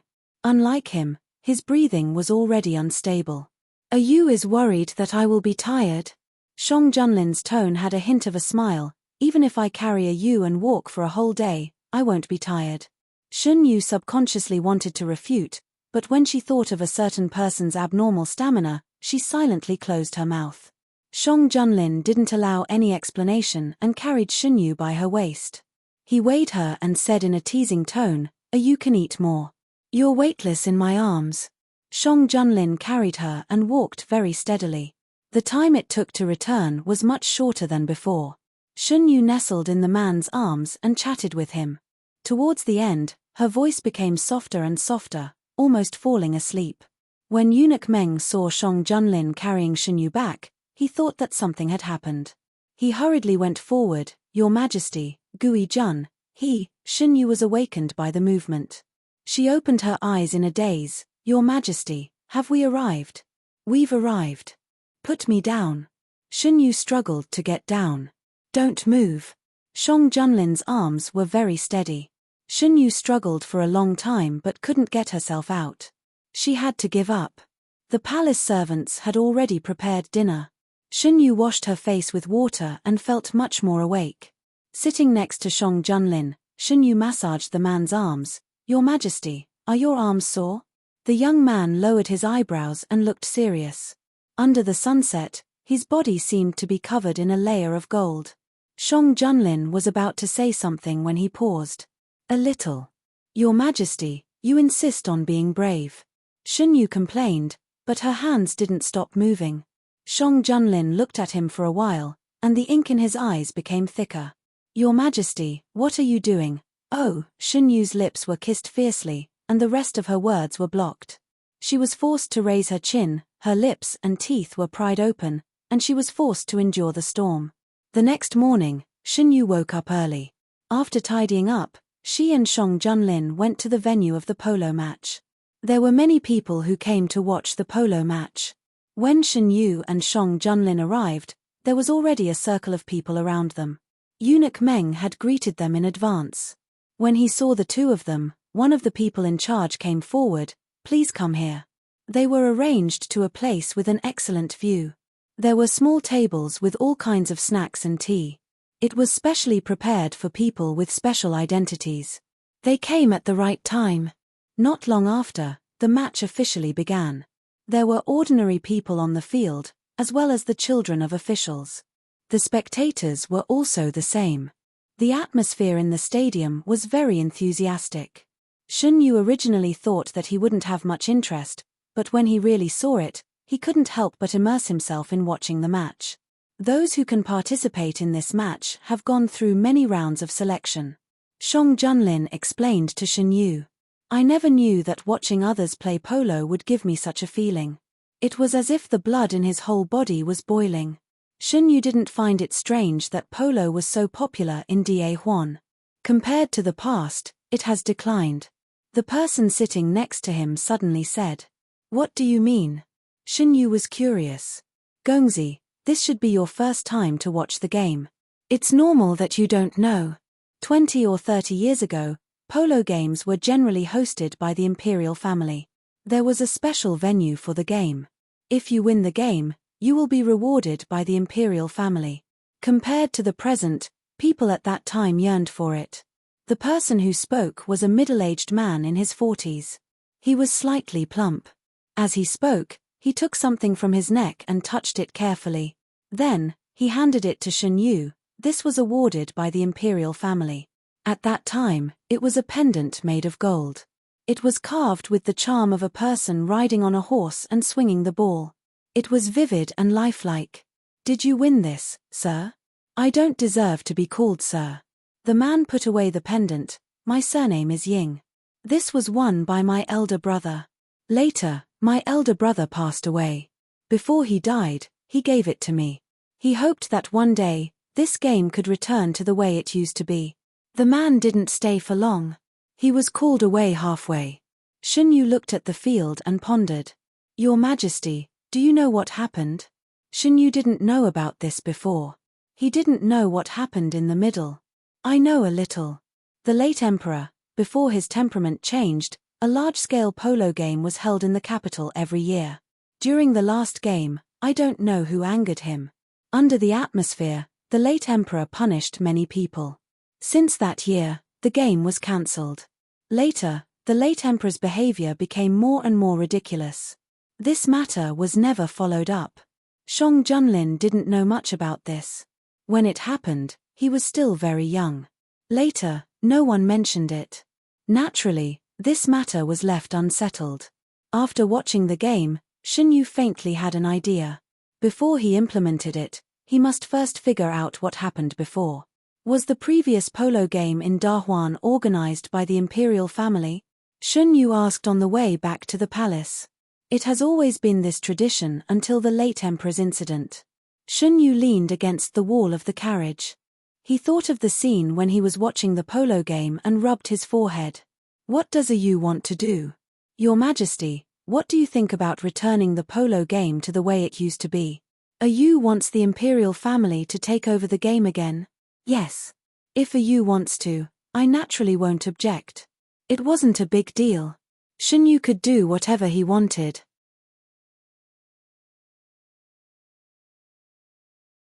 Chapter 205. If Shun Yu wanted to do this, he didn't need to do it himself. He just needed to give the order and his subordinates would do it beautifully. After returning to the palace, everything was back on track. With Shang Junlin's order, no one dared to bother Shun Yu with the election.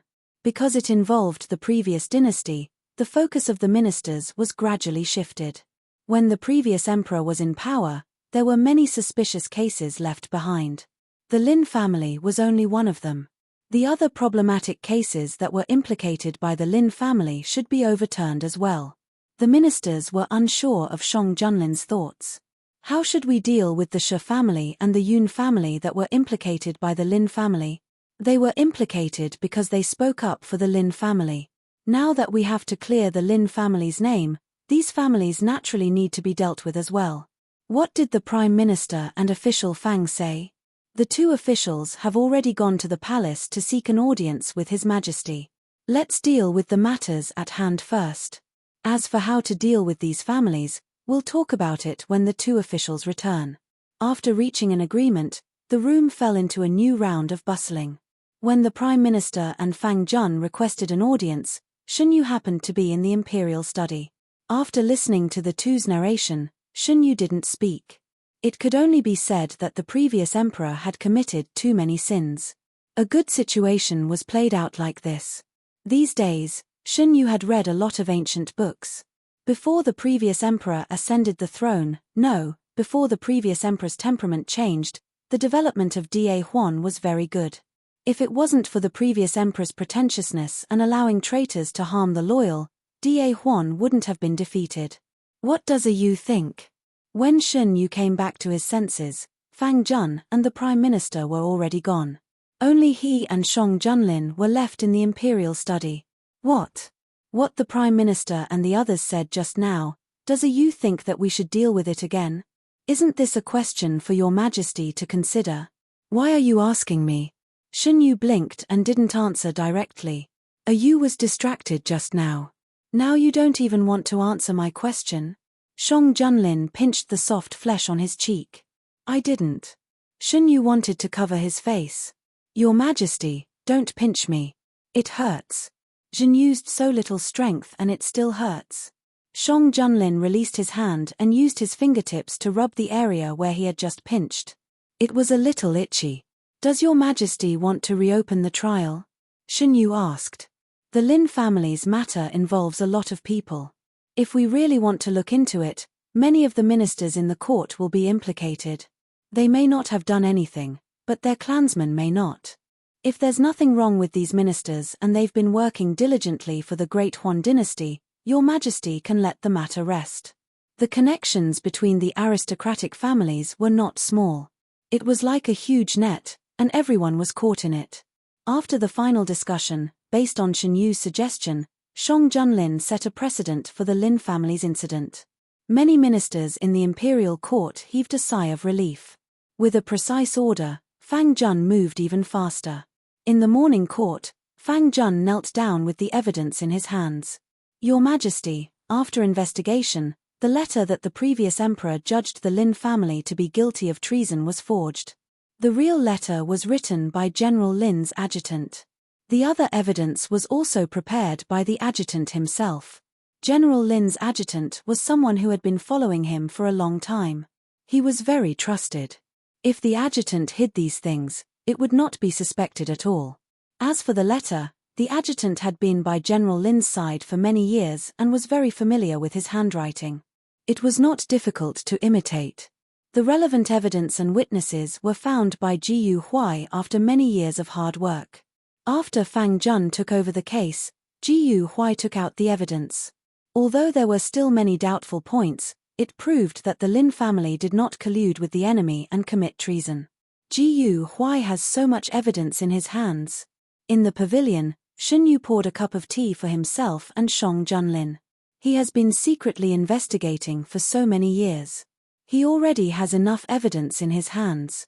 He did not take it out before because he wanted to test my attitude. Shang Junlin picked up the teacup. Now it seems that he trusts your Majesty very much. He trusts you.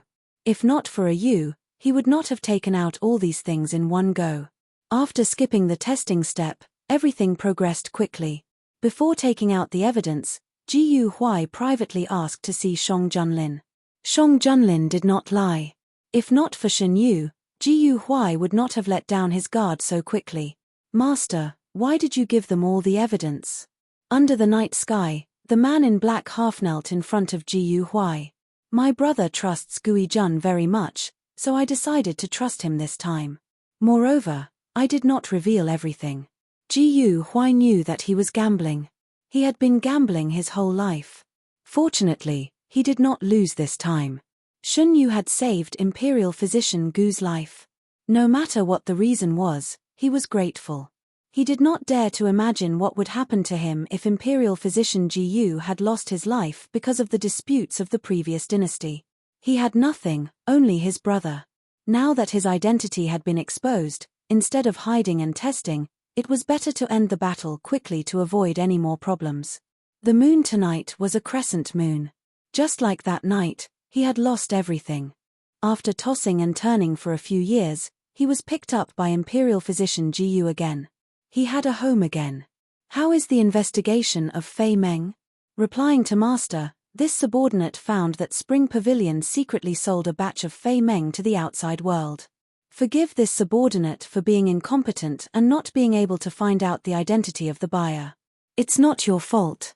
At that time, no one knew that Fei Meng had other effects besides being an aphrodisiac. Epidemic? How laughable. Why did it have to be the Lin family and the Lin family army who contracted the epidemic? Some truths were deliberately hidden. For example, the true cause of the Lin family's death and the true reason for the Lin family army's defeat were not because they wanted to lose to the enemy. They were just holding on. How could they defeat the enemy who came prepared and knew all their weaknesses? There were many things that Jiyu Huai did not know in his early years. Over the years, he had taken in the old subordinates of the Lin family and pieced together the truth bit by bit. The more he understood, the angrier he became. He sent the evidence he found to Fang Jun, but only a part of it was sent. However, this part was enough. It was enough to prove to the world that the Lin family had died unjustly. It was enough to strip the Lin family of the crimes that should not have been committed. General Jiyu, please wait. After the morning court, Jiyu Huai was stopped by someone. He stopped in his tracks. Minister of Revenue. I called you to ask you some questions about the Lin family. Could you spare some time to talk in private? Jiyu Huai did not know why the Minister of Revenue wanted to talk about the Lin family, but he did not refuse. General, have you heard of the Minute Pao? The Minister of Revenue asked after taking a seat. I have. Jiyu Huai was stunned. He did not expect the Minister of Revenue to suddenly mention this. It's like this. We want to know about the Lin family through the Minute Pao. There are some details that we hope the General can clarify for us. So it's about this matter. Minister, if you have any questions, just ask directly. Jiyu Huai knew about the Minute Pao, and he knew that the Minute Pao almost dominated the direction of public opinion. He had read a few issues out of curiosity and felt that the Minute Pao was indeed an existence that could represent the attitude of the imperial court. The two talked for a long time. A few days later, the Minute Pao published the Lin family's matter. The Lin family army might not be very familiar to the younger generation, but to the older generation, it was an existence that could be heard in great detail. So the Lin family was framed by scoundrels? After so many years, the Lin family's injustice has finally been cleared. My husband's spirit in heaven can also rest in peace. This auntie's husband I used to be in the Lin family army. This old woman has endured until now just to wait for the day when the imperial court is willing to give them justice. Finally, I have waited until the end of my life. Since the founding of Dahuan country, the Lin family has shouldered the heavy responsibility of guarding the country for the emperor. However, they have met with such an end. People's hearts are really not what they used to be. Fortunately, His Majesty is willing to overturn the case for the Lin family. His Majesty is really a good ruler. He thinks about Dahuan and the people in all aspects. After the Lin family's matter was revealed, the streets and alleys were all talking about the Lin family. After several reversals, Shang Junlin's reputation had become extremely good. The people spontaneously attributed the credit to him. In the imperial palace, Shun Yu listened to Mu Shi talk about the situation outside. Mu Shi, young master, you don't know how good His Majesty's reputation is now among the people. Everyone says that it is the blessing of several lifetimes to have met such a good ruler. Shun Yu, the main reason is that the previous emperor did too many wrong things. His Majesty just corrected these mistakes. Mu Shi, if it were up to me, young master also contributed greatly. If it weren't for young master, His Majesty might not have cared about these things. Shun Yu, what are you saying? Don't say it again in the future. Mu Shi, young master is protecting His Majesty. I know. I promise I won't say it again in the future. Shun Yu put down the book in his hand. Isn't it time for His Majesty to come back? As they were talking, Shang Junlin came in with Eunuch Meng and the others. She lowered her head and smiled secretly. What are you talking about? Why do I hear you calling me? Shang Junlin lifted his robe and sat beside Shen Yu. I'm talking about how popular His Majesty is. Shen Yu admitted directly. Because of the Lin family? Shang Junlin raised his eyebrows slightly. Yes. Has His Majesty also heard about it? Shen Yu tilted his head and rubbed Shang Junlin's shoulder. The Minister of Revenue even specially went to Ji Huai for this matter. He asked for some details and wrote them in the newspaper. Shang Junlin stroked Shen Yu's forehead. Shen Yu raised his head. Is Ji Huai really a member of the Lin family? Didn't the Lin family all?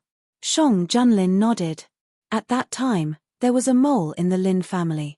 After Madame Lin's wet nurse found out, she swapped the identity of her child with Madame Lin's child at the last moment.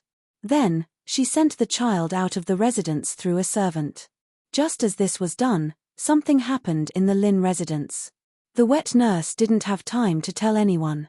So that's why everyone thought that the Lin family didn't have any descendants. Shen Yu touched his lips. Ji Huai has been investigating the incident all these years. He cares so much about Fei Meng. What role did Fei Meng play in this incident? Ji Huai refused to say, but the hidden dragon guards found out that the incident that happened to the Lin family seemed to be related to Fei Meng. At that time, the Lin family was falsely accused of colluding with foreign enemies. Many people in the imperial court spoke up for the Lin family. Originally, this matter shouldn't have been concluded so early. However, no one expected that the 100,000 Lin family soldiers would be defeated by 20,000 enemies. Moreover, they were completely defeated. Because of this incident, the Lin family was accused of colluding with foreign enemies. According to the strength of the Lin family soldiers, they should be able to fight against 200,000 enemies. How could they be defeated by a mere 20,000 enemies? There must be something hidden in this incident. Shen Yu thought about what happened in his previous life and continued, did the Lin family soldiers act strangely at that time? What if the Lin family soldiers were already at the end of their rope?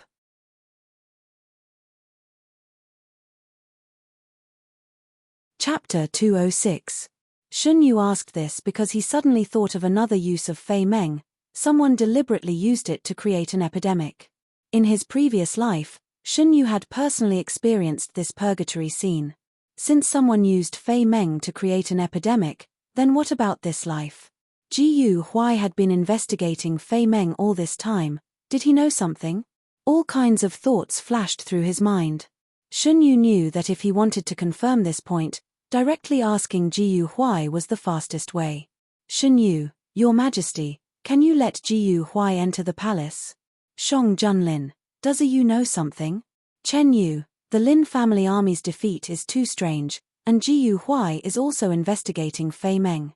Your Majesty, do you still remember what I said about Fei Meng before? There is a new drug made from a mixture of drugs that can make people show signs of being infected with the disease. I suspect that the Lin family's defeat is related to Fei Meng. Ji Huai's true identity was not announced to the public for the time being. Because of the Lin family, he had become the focus of attention of the court officials during this period. There were all kinds of visiting cards, and there were countless people who wanted to be on good terms with him. There were also many aristocratic families who liked his identity and appearance and wanted to betroth their daughters to him. The latter were all rejected. Xiao Huai, don't you want to marry a well-educated woman? Imperial physician Ji Yu asked as he put the medical book back. Brother, you want me to marry? Ji Huai's hands paused. You have grown up, so naturally you should have your own family. Ji Huai's hand holding the book tightened. Just as he was about to say something, there was a knock on the door. It was the people from the palace. Ji Huai went out for a while and came back after a while, saying, Brother, I'm going to the palace. The emperor had summoned him, so he could only go. Ji Huai was brought to the imperial study by a little eunuch. This subject greets your majesty, your majesty. Ji Huai bowed when he saw the two people. There's no need to be so courteous. Men, prepare a seat. A eunuch brought a chair over, and Ji Huai sat down. Today, I summoned you to the palace because I want to ask you something about the Lin family. To be precise, I want to ask you about the Lin family's army. Shun Yu put down the teacup and said. Ji Yu Huai was used to the way Shun Yu and Shang Junlin interacted with each other. What would you like to know? I want to know, back then when the Lin family army was defeated, was there a hidden reason? Is this secret related to Crimson Dream? Noble Lord is wise and observant. There is indeed a hidden story behind this matter. This subject saved a cook who used to work in the Lin family army years ago. He told this subject that the Lin family army was in a bad state before they left for war. It was as if they had contracted some kind of illness. However, no one reported such a big matter, or perhaps, it was suppressed by someone. Since this matter had been guessed, Ji Yu Huai no longer concealed it. Why didn't you tell Fang Jun about this matter? Shang Junlin frowned. Because this subject doesn't have any conclusive evidence. That cook died not long after he was saved. Apart from this person, this subject couldn't find any other witnesses related to that matter. Ji Yu Huai knew that official Fang was a good official who enforced the law impartially. He had already told official Fang all the evidence in his hands. As for the rest, he wasn't completely sure. This subject has been secretly investigating for so many years, but I have never found out who did this. All the clues have been cut off cleanly. This subject thought that rather than saying it out loud and inadvertently alerting the enemy, it would be better to continue investigating in secret. When you proposed to reverse the verdict for the Lin family, you have already alerted the enemy.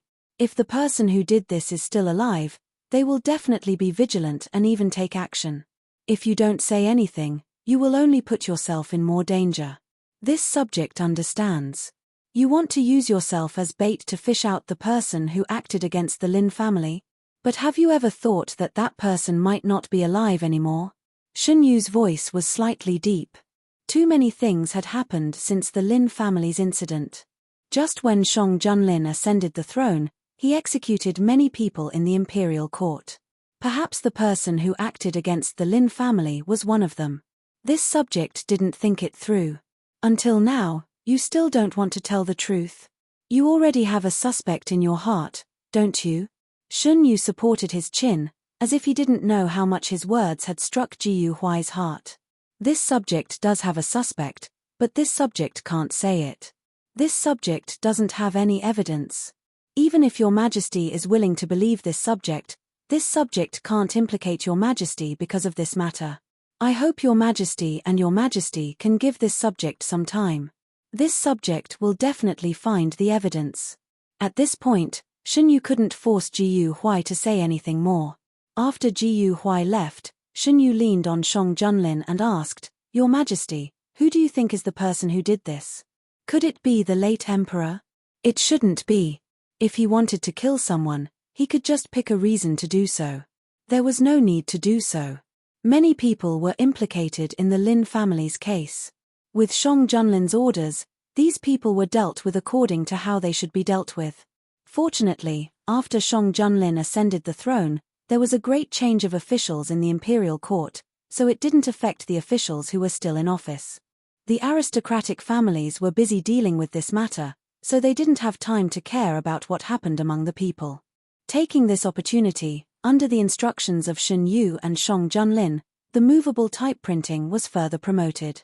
Not only in the capital, bookstores in other places also learned this method. By the time the aristocratic families reacted, they couldn't easily intervene in this matter. At this point, how could they not realize that Shang Junlin was involved in this matter from the beginning to the end? His Majesty is really good at scheming. He used the Lin family's case to divert attention and catch us off guard.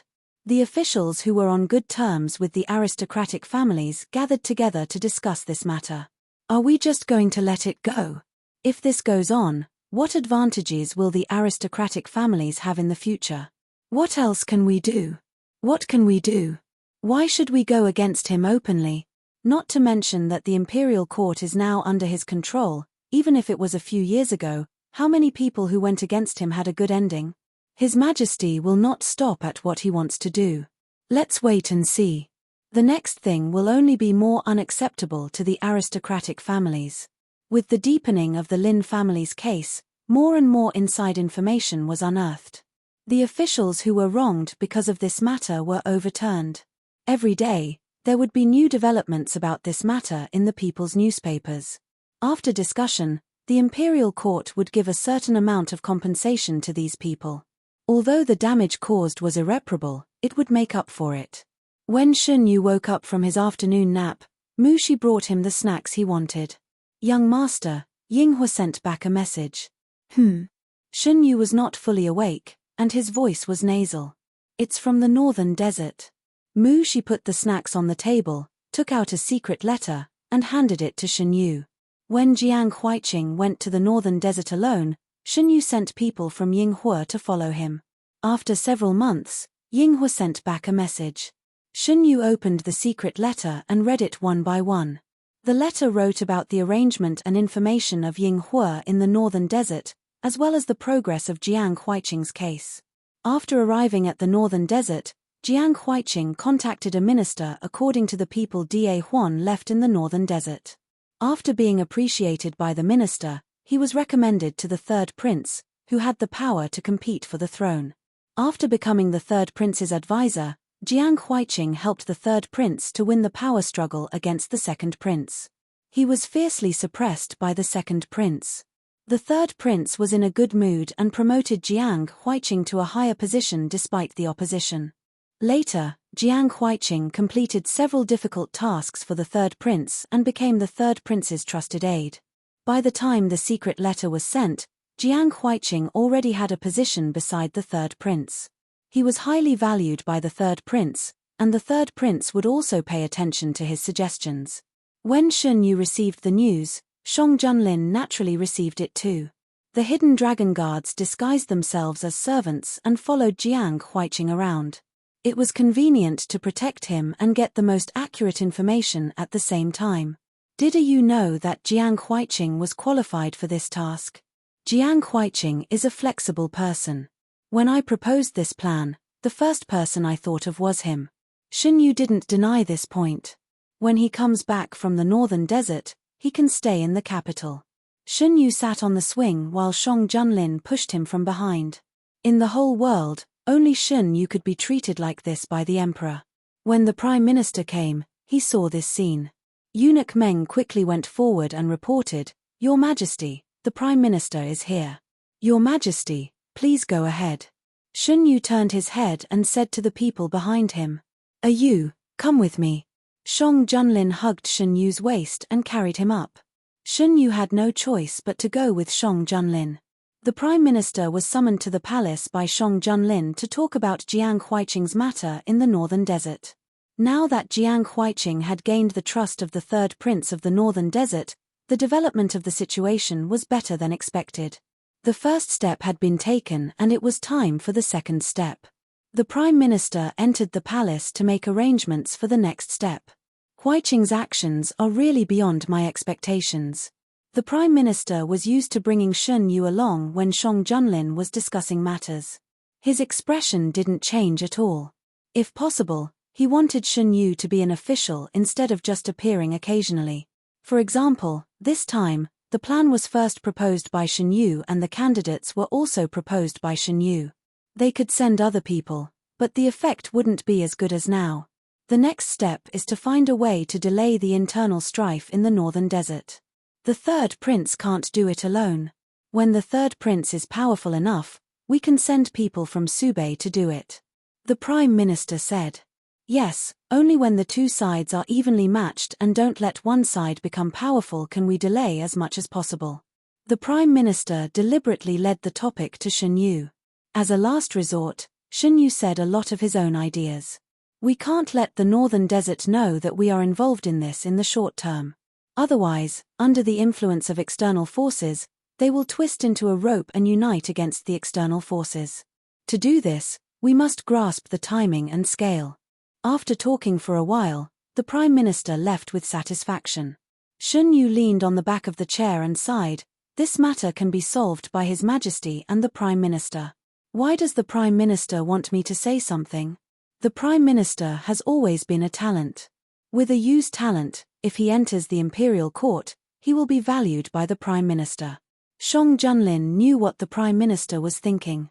After all, the Prime Minister had praised Shen Yu's talent in front of him more than once.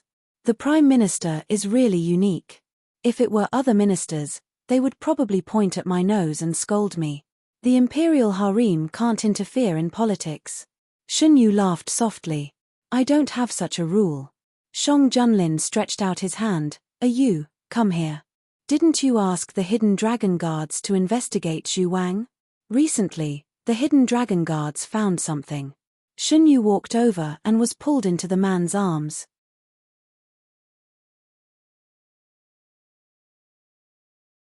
Chapter 207. Shen Yu obediently nestled into Song Junlin's arms and found a comfortable position for herself. What did you find? In the early years, Zhu Wang was active in the Subei region. Later, he disappeared for a period of time. The next time he appeared, he was in Yuju. Song Junlin didn't beat around the bush and directly told the truth. Subei. Shen Yu suddenly thought of the young man who was sent back to the capital by official Fang. It's Subei again. You also thought of it, right? The young man who was sent to the capital by Fang Jun said that he was saved by someone who looked very similar to you in Subei. Based on the time, the two of them appeared in Subei at the same time. But at that time, my mother had already passed away. The person who appeared in Subei couldn't be my mother, but she looked very similar to me. Maybe she was related to my mother by blood. I think so too. I've already sent the Hidden Dragon Guards to Subei to look for more clues. Maybe we'll be able to find out the truth soon. Having clues was better than having nothing. Shen Yu kissed Song Junlin's face. Your Majesty, you've worked hard. Helping AU solve her problems is not a big deal. It's what I should do. The coldness in Song Junlin's eyes dissipated and was replaced by a gentleness that he only showed in front of Shen Yu. I wanted to reward Your Majesty more. Since Your Majesty said it's not a big deal, then forget it. Shen Yu pretended to get up. Shen Yu's waist was grabbed. She turned around and pretended to be confused. What are you doing, Your Majesty? I was wrong. Song Junlin stared at Shen Yu. His eyes were full of emotions. After a quarter of an hour, the two of them looked at each other and didn't do anything. In the end, Shen Yu compromised and kissed the man's lips. It was a touch. The man's movement to leave was stopped. The man's voice was hoarse. Yu's reward is only this. As he spoke, the man's hot breath could be heard. The man's eyes became even darker, as if he wanted to suck in the person who was looking at him. What do you want, Your Majesty? Shen Yu didn't notice that his voice had become hoarse. Of course, I need Yu to reward him well. Their voices disappeared as their lips touched. Shen Yu grabbed the black cloth on the man's shoulder. Her white fingers were contrasted against the black cloth. Her fingers tightened little by little, and her fingertips turned white. A small bird flew in from outside the window and chirped a few times before flapping its wings and flying away. Shen Yu was kissed enough before she was released. Her body went soft and she fell into the man's arms. She was held tightly by the man who was already prepared. If this is Yu's reward, I don't mind giving you a bit more. Song Junlin held Shen Yu's wrist and caressed Shen Yu's delicate skin. Shen Yu struggled. Of course, he didn't succeed. Does Your Majesty only want this? He leaned in the man's arms. His breath was slightly unstable when he spoke. If I want more, will you give it to me? Song Junlin whispered in Shen Yu's ear. The hand around her waist moved, but Shen Yu held it down. Your Majesty already said that these things are what you should do. Why did you suddenly go back on your words? Your Majesty's golden mouth and jade words don't count for anything in this matter. The two don't conflict. I'm willing, and so is Yu. Song Junlin simply held her hand and played with it. I've already rewarded you for today. We'll talk about the rest later. Shen Yu knocked the man's shoulder with his forehead. I'll remember this. Yu, don't go back on your words when the time comes. I know. Shen Yu really wanted to bite the man who took advantage of the situation. The weather gradually became warmer, and the matter of the Lin family became more and more clear.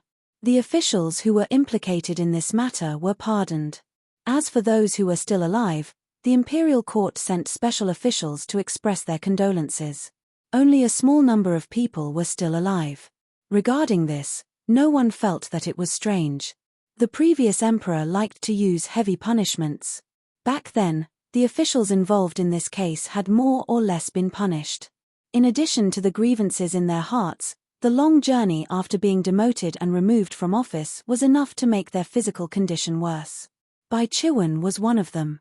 At the time of the incident, he was only 20 years old.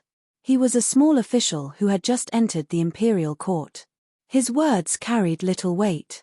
Because he sided with his teacher, he was implicated and his official career was ruined. After being demoted, he wandered around for many years. Finally, he returned to the capital and opened a wonton shop on West Street. When the imperial court rehabilitated the Lin family, he had been waiting for this day. Bai Chiwen took the newspaper and went up the mountain alone. He stopped in front of a lonely grave and took out a match to light the newspaper. Decades have passed. My teacher can finally be rehabilitated and his reputation can be restored. The same thing happened everywhere. The imperial court acted quickly.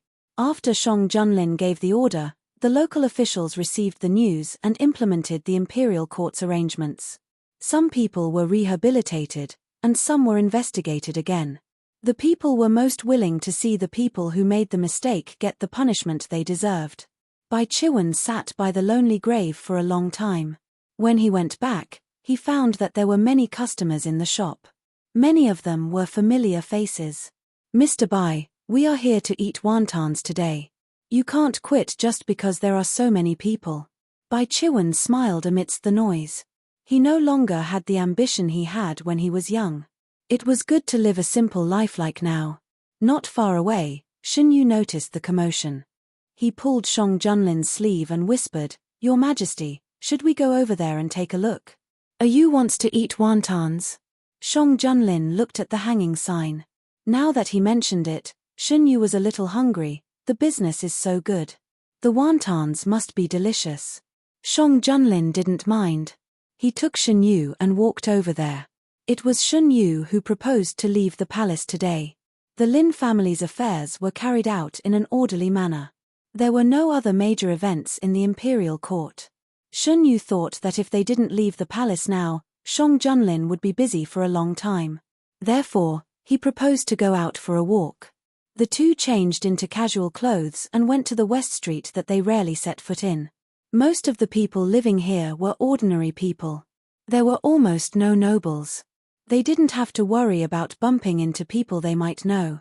When Shin Yu and Shang Junlin walked into the shop, Bai Chiwen had just finished greeting a group of customers. "Guests, this way please. There is one seat left." Bai Chiwen asked them to sit down. They were surrounded by relaxed people in the crowd. They were just a member of the crowd and wouldn't be treated specially. This was a scene that Shang Junlin had never experienced before. "Guests, the wontons are ready." The steaming wontons were placed in front of them. Shin Yu picked up the spoon and scooped up some. The wontons were big. The skin was thin and there was a lot of stuffing. When he took a bite, the soup mixed with the meat stuffing rushed into his mouth. It was delicious. The wontons are better than the ones made at home. Shin Yu didn't eat wontons much when he was in the palace. Every day, the kitchen would make new dishes for him. Wontons were not special. It was good enough to eat it once a month. If Yu likes it, you can ask him to make it for you at home. Shang Junlin said casually. "What are you talking about? If you like Boss Bai's wontons, you can come to eat it every day. Why do you want to ask him to make it for you at home? Boss Bai is an official. You can't just order him around at will." The dissatisfied voices of other guests came from the side. Shin Yu held Shang Junlin's hand and whispered, "Don't be angry, Your Majesty. It's my honor to be liked by all of you." This guest just said it casually. "Don't hurt the harmony." Bai Chiwen hurriedly came over to smooth things over. The others spoke one after another.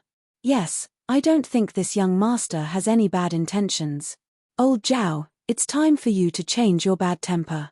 Listening to the voices coming from all around, Shin Yu lowered his head and his shoulders trembled slightly. "If you want to laugh, just laugh. Do you think I'll be angry with you because of this? Shang Junlin helped him up and said helplessly.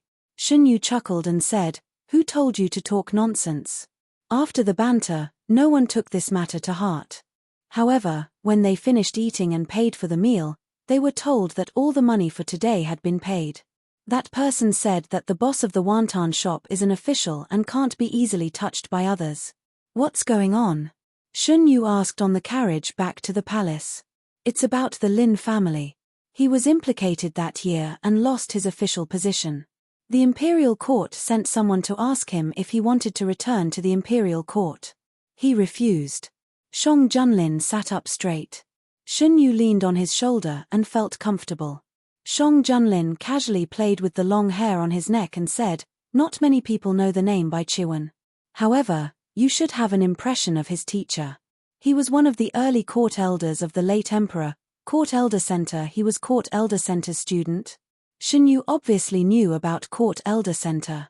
It could be said that there were not many scholars in the world who didn't know about him. Court Elder Center had been honest all his life. He had many students and was praised by everyone as a great scholar.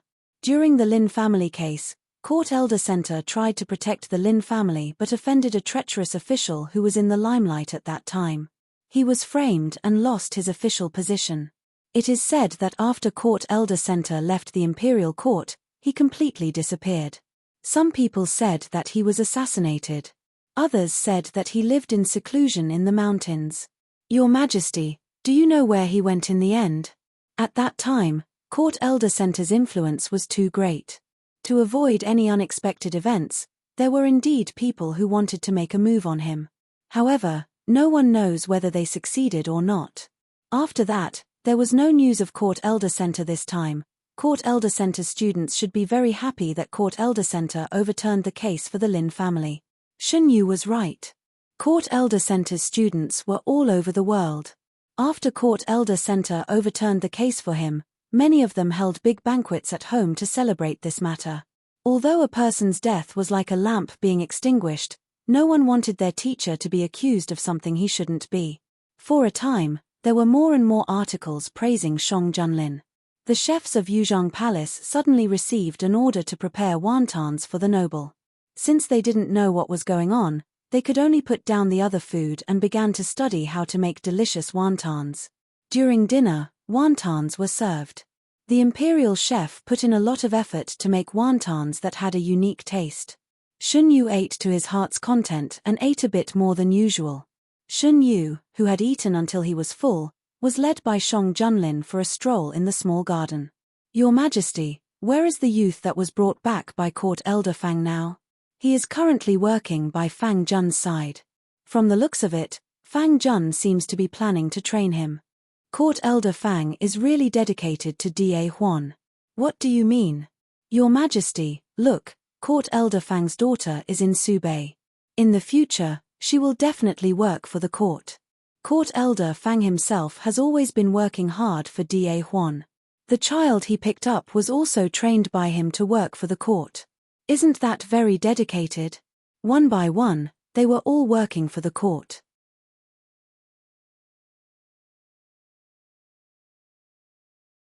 Chapter 208. Yu is right. Fang Jun has always worked hard for the imperial court. I have always known that. I will make sure to keep an eye on the child he picked up. If he was not disloyal, he would give him an opportunity. If he was, he would ensure the safety of the Fang family. Under the moonlight, Shun Yu hooked his finger with Shang Junlin's. He knew that Shang Junlin had sent someone to ask the boy later, but unfortunately, the information he got was limited. After Fang Jun returned, the boy was brought to his side and taught. It was as if he was a junior in his family. How Fang Jun arranged the boy was his private matter. Even the emperor could not intervene. Shang Junlin did not like to ask about the affairs of his officials. If the boy had not said that he had seen someone who looked like Shun Yu, he would not have paid him any more attention. The wind at night was very cold. Shun Yu and Shang Junlin walked around and returned to the palace.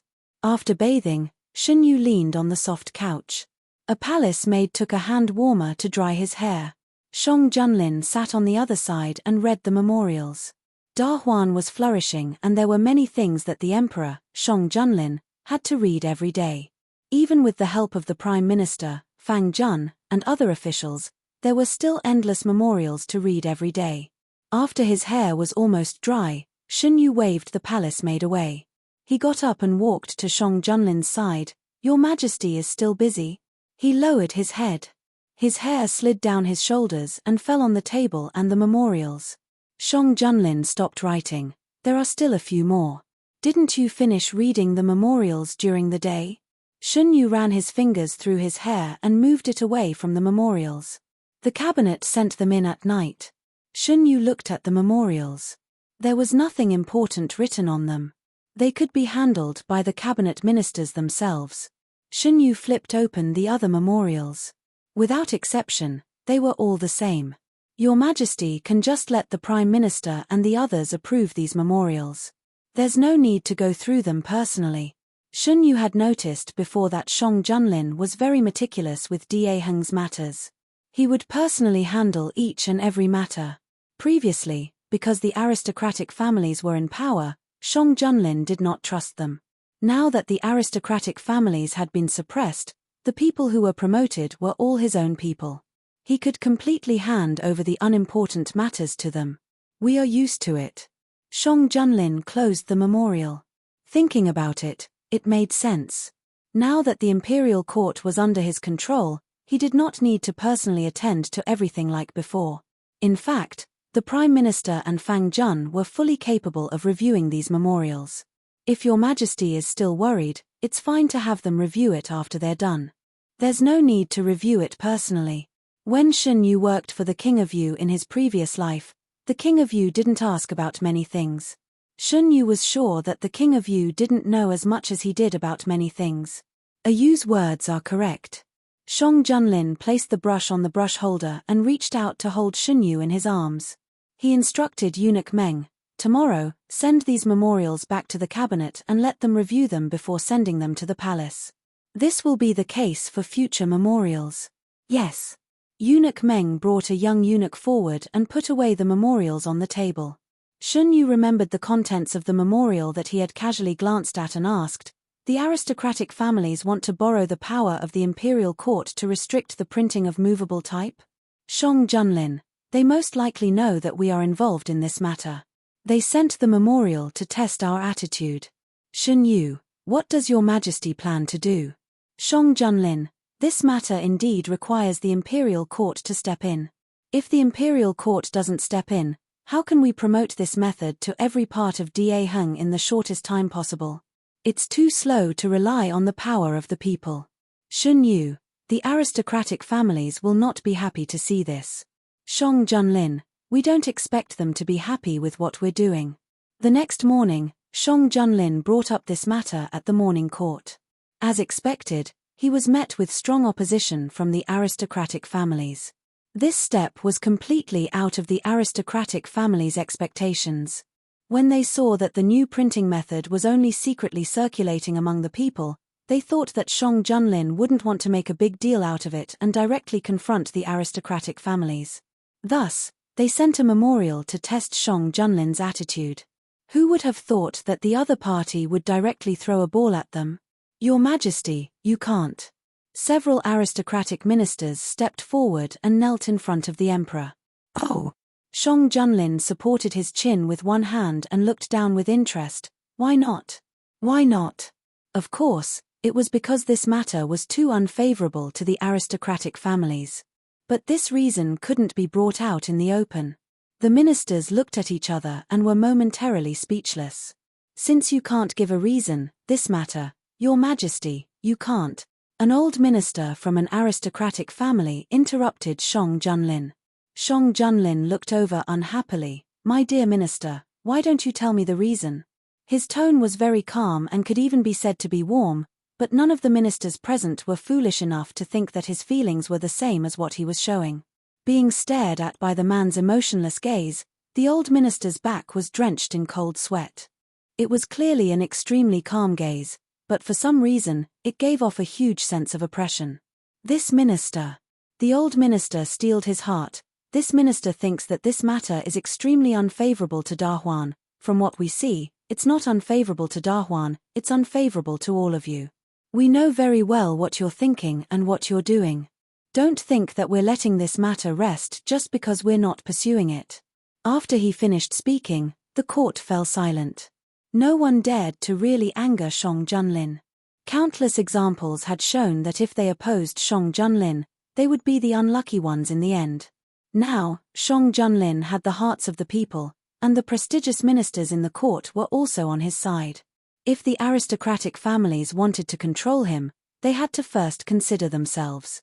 His Majesty seems to be very angry today and punished several ministers. Mu Shi said as she tied up Shen Yu's hair.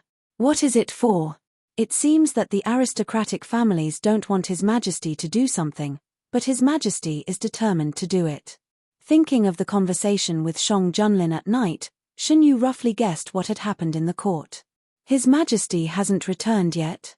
Mu Shi shook her head. Eunuch Meng sent someone over and said that His Majesty has a meeting with the ministers and asked young master not to wait. Does young master want to serve the meal? Go ahead. The meal in the small kitchen had already been prepared. It was only waiting for the master to order it to be served.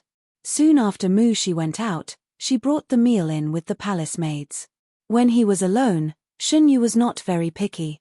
Mu Shi had already noticed this. While serving Shen Yu, she said, when young master eats alone, he is different from when His Majesty is present. How is it different? When His Majesty is present, young master is more picky. Mu Shi had been by Shen Yu's side for many years, so she knew some of Shen Yu's habits very well. When he was in Count North's residence, he was treated poorly. Although Shen Yu was picky about what he ate, he was not as picky as he was now. After entering the palace, under His Majesty's intentional indulgence, he was even more picky than before. He was not willing to let himself suffer at all. If Mu Shi didn't mention it, Shen Yu wouldn't have noticed it. After it was mentioned, he thought about it carefully. It seemed that it was true. When he was with Shang Junlin, he would always unconsciously indulge himself more. When he first entered the palace, he was not like this. At that time, all he knew about Shang Junlin was from others. He was afraid of the man who was called a tyrant in his previous life.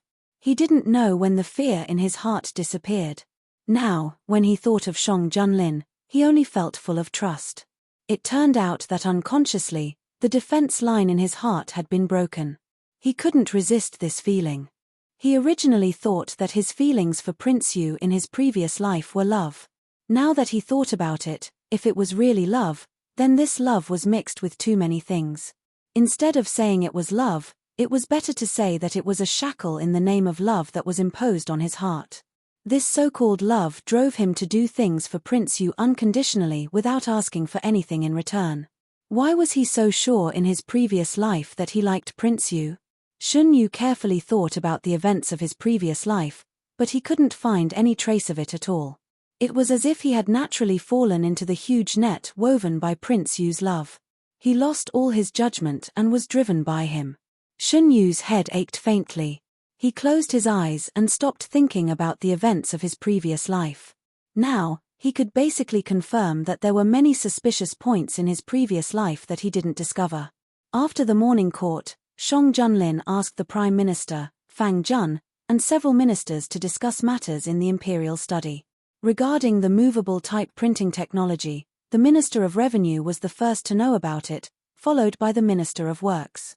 Now, the Ministry of Works had mastered this new printing technology and put it into use. The results were good. I want to establish an imperial college. Shang Junlin went straight to the point and said his thoughts. Like the imperial college? It's similar, but different. I want to establish an imperial college that includes basic education. To establish an imperial college, many things were involved. Whether the commoners were willing to send their children to the imperial college, where the imperial college would be located, what kind of students would be recruited. There were countless problems that had to be solved. First, we will conduct a trial in the capital. The candidates for the teachers are usually county scholars. They don't need to have top-notch knowledge. The students just need to be literate and know some basic knowledge. Hearing this, The ministers heaved a sigh of relief. If it was just basic education, it would be much simpler. You all can discuss this matter among yourselves. Within half a month, I want you all to come up with a basic plan. Yes, Your Majesty. There were also aristocratic ministers present, such as Minister Dewan. He knew what kind of impact this decision would have on the aristocratic families, but he couldn't raise any objections. His Majesty the Emperor was no longer someone they could control. After leaving the palace, the aristocratic ministers who had received the news came to find him. Lord, are we just going to let His Majesty do as he pleases? What else can we do? His Majesty just warned the aristocratic families today.